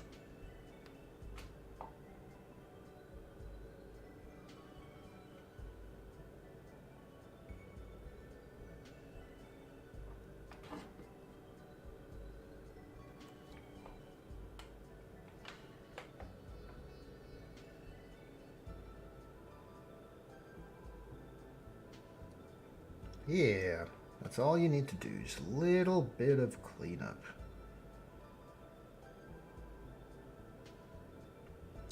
Well, I think this is probably... You know what I should do? I should go to the... Sorry, sometimes I crack myself up. I feel like this is one of those situations where I could go to the Blood Angel subreddit and be like, oh, I painted my first Blood Angel. I fucking hate those posts. Those people just fiending for praise. It's like, I'm so... You're clearly an amazing painter. But because it's the first time you painted X faction, you have to go and post for praise? Like, get out of here. Painted my first Blood Angel. Is it good enough? God, so lame.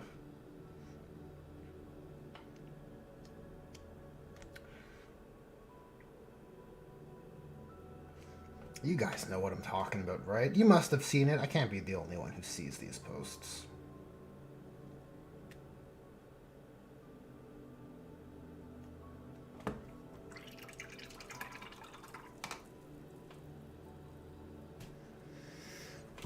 Eric Brandenburg says, now as a gentleman, I do not fuss at other people's kids. However, I do politely let the parents know how thoroughly unimpressed with how they taught their children manners and respect for their elders.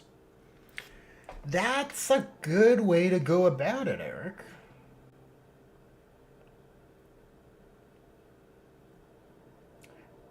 Yeah, because I would have to imagine experiencing that would be more productive for change than the more common kind of addressment of those sorts of issues, right? And that you don't have any weird interactions with other people's kids, which some people can get outrageously pissy about.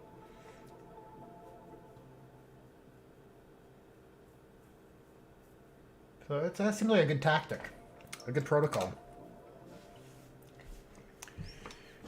Okay, well, guys, I think we're going to call this Blood Angel painted, right? He's got his jump pack. He's got his gemstone. We got freehanding on here, too. Crazy. Looking sharp, I think. All right, well, Well, if you made it to the end of the stream, you guys are the real hobby heroes. Thanks to everyone who tuned in and shared in the hobby camaraderie. And thanks to Nathaniel Walker again for the super chat. Very generous and very much appreciated. But until next time, I'll catch you guys in the next one.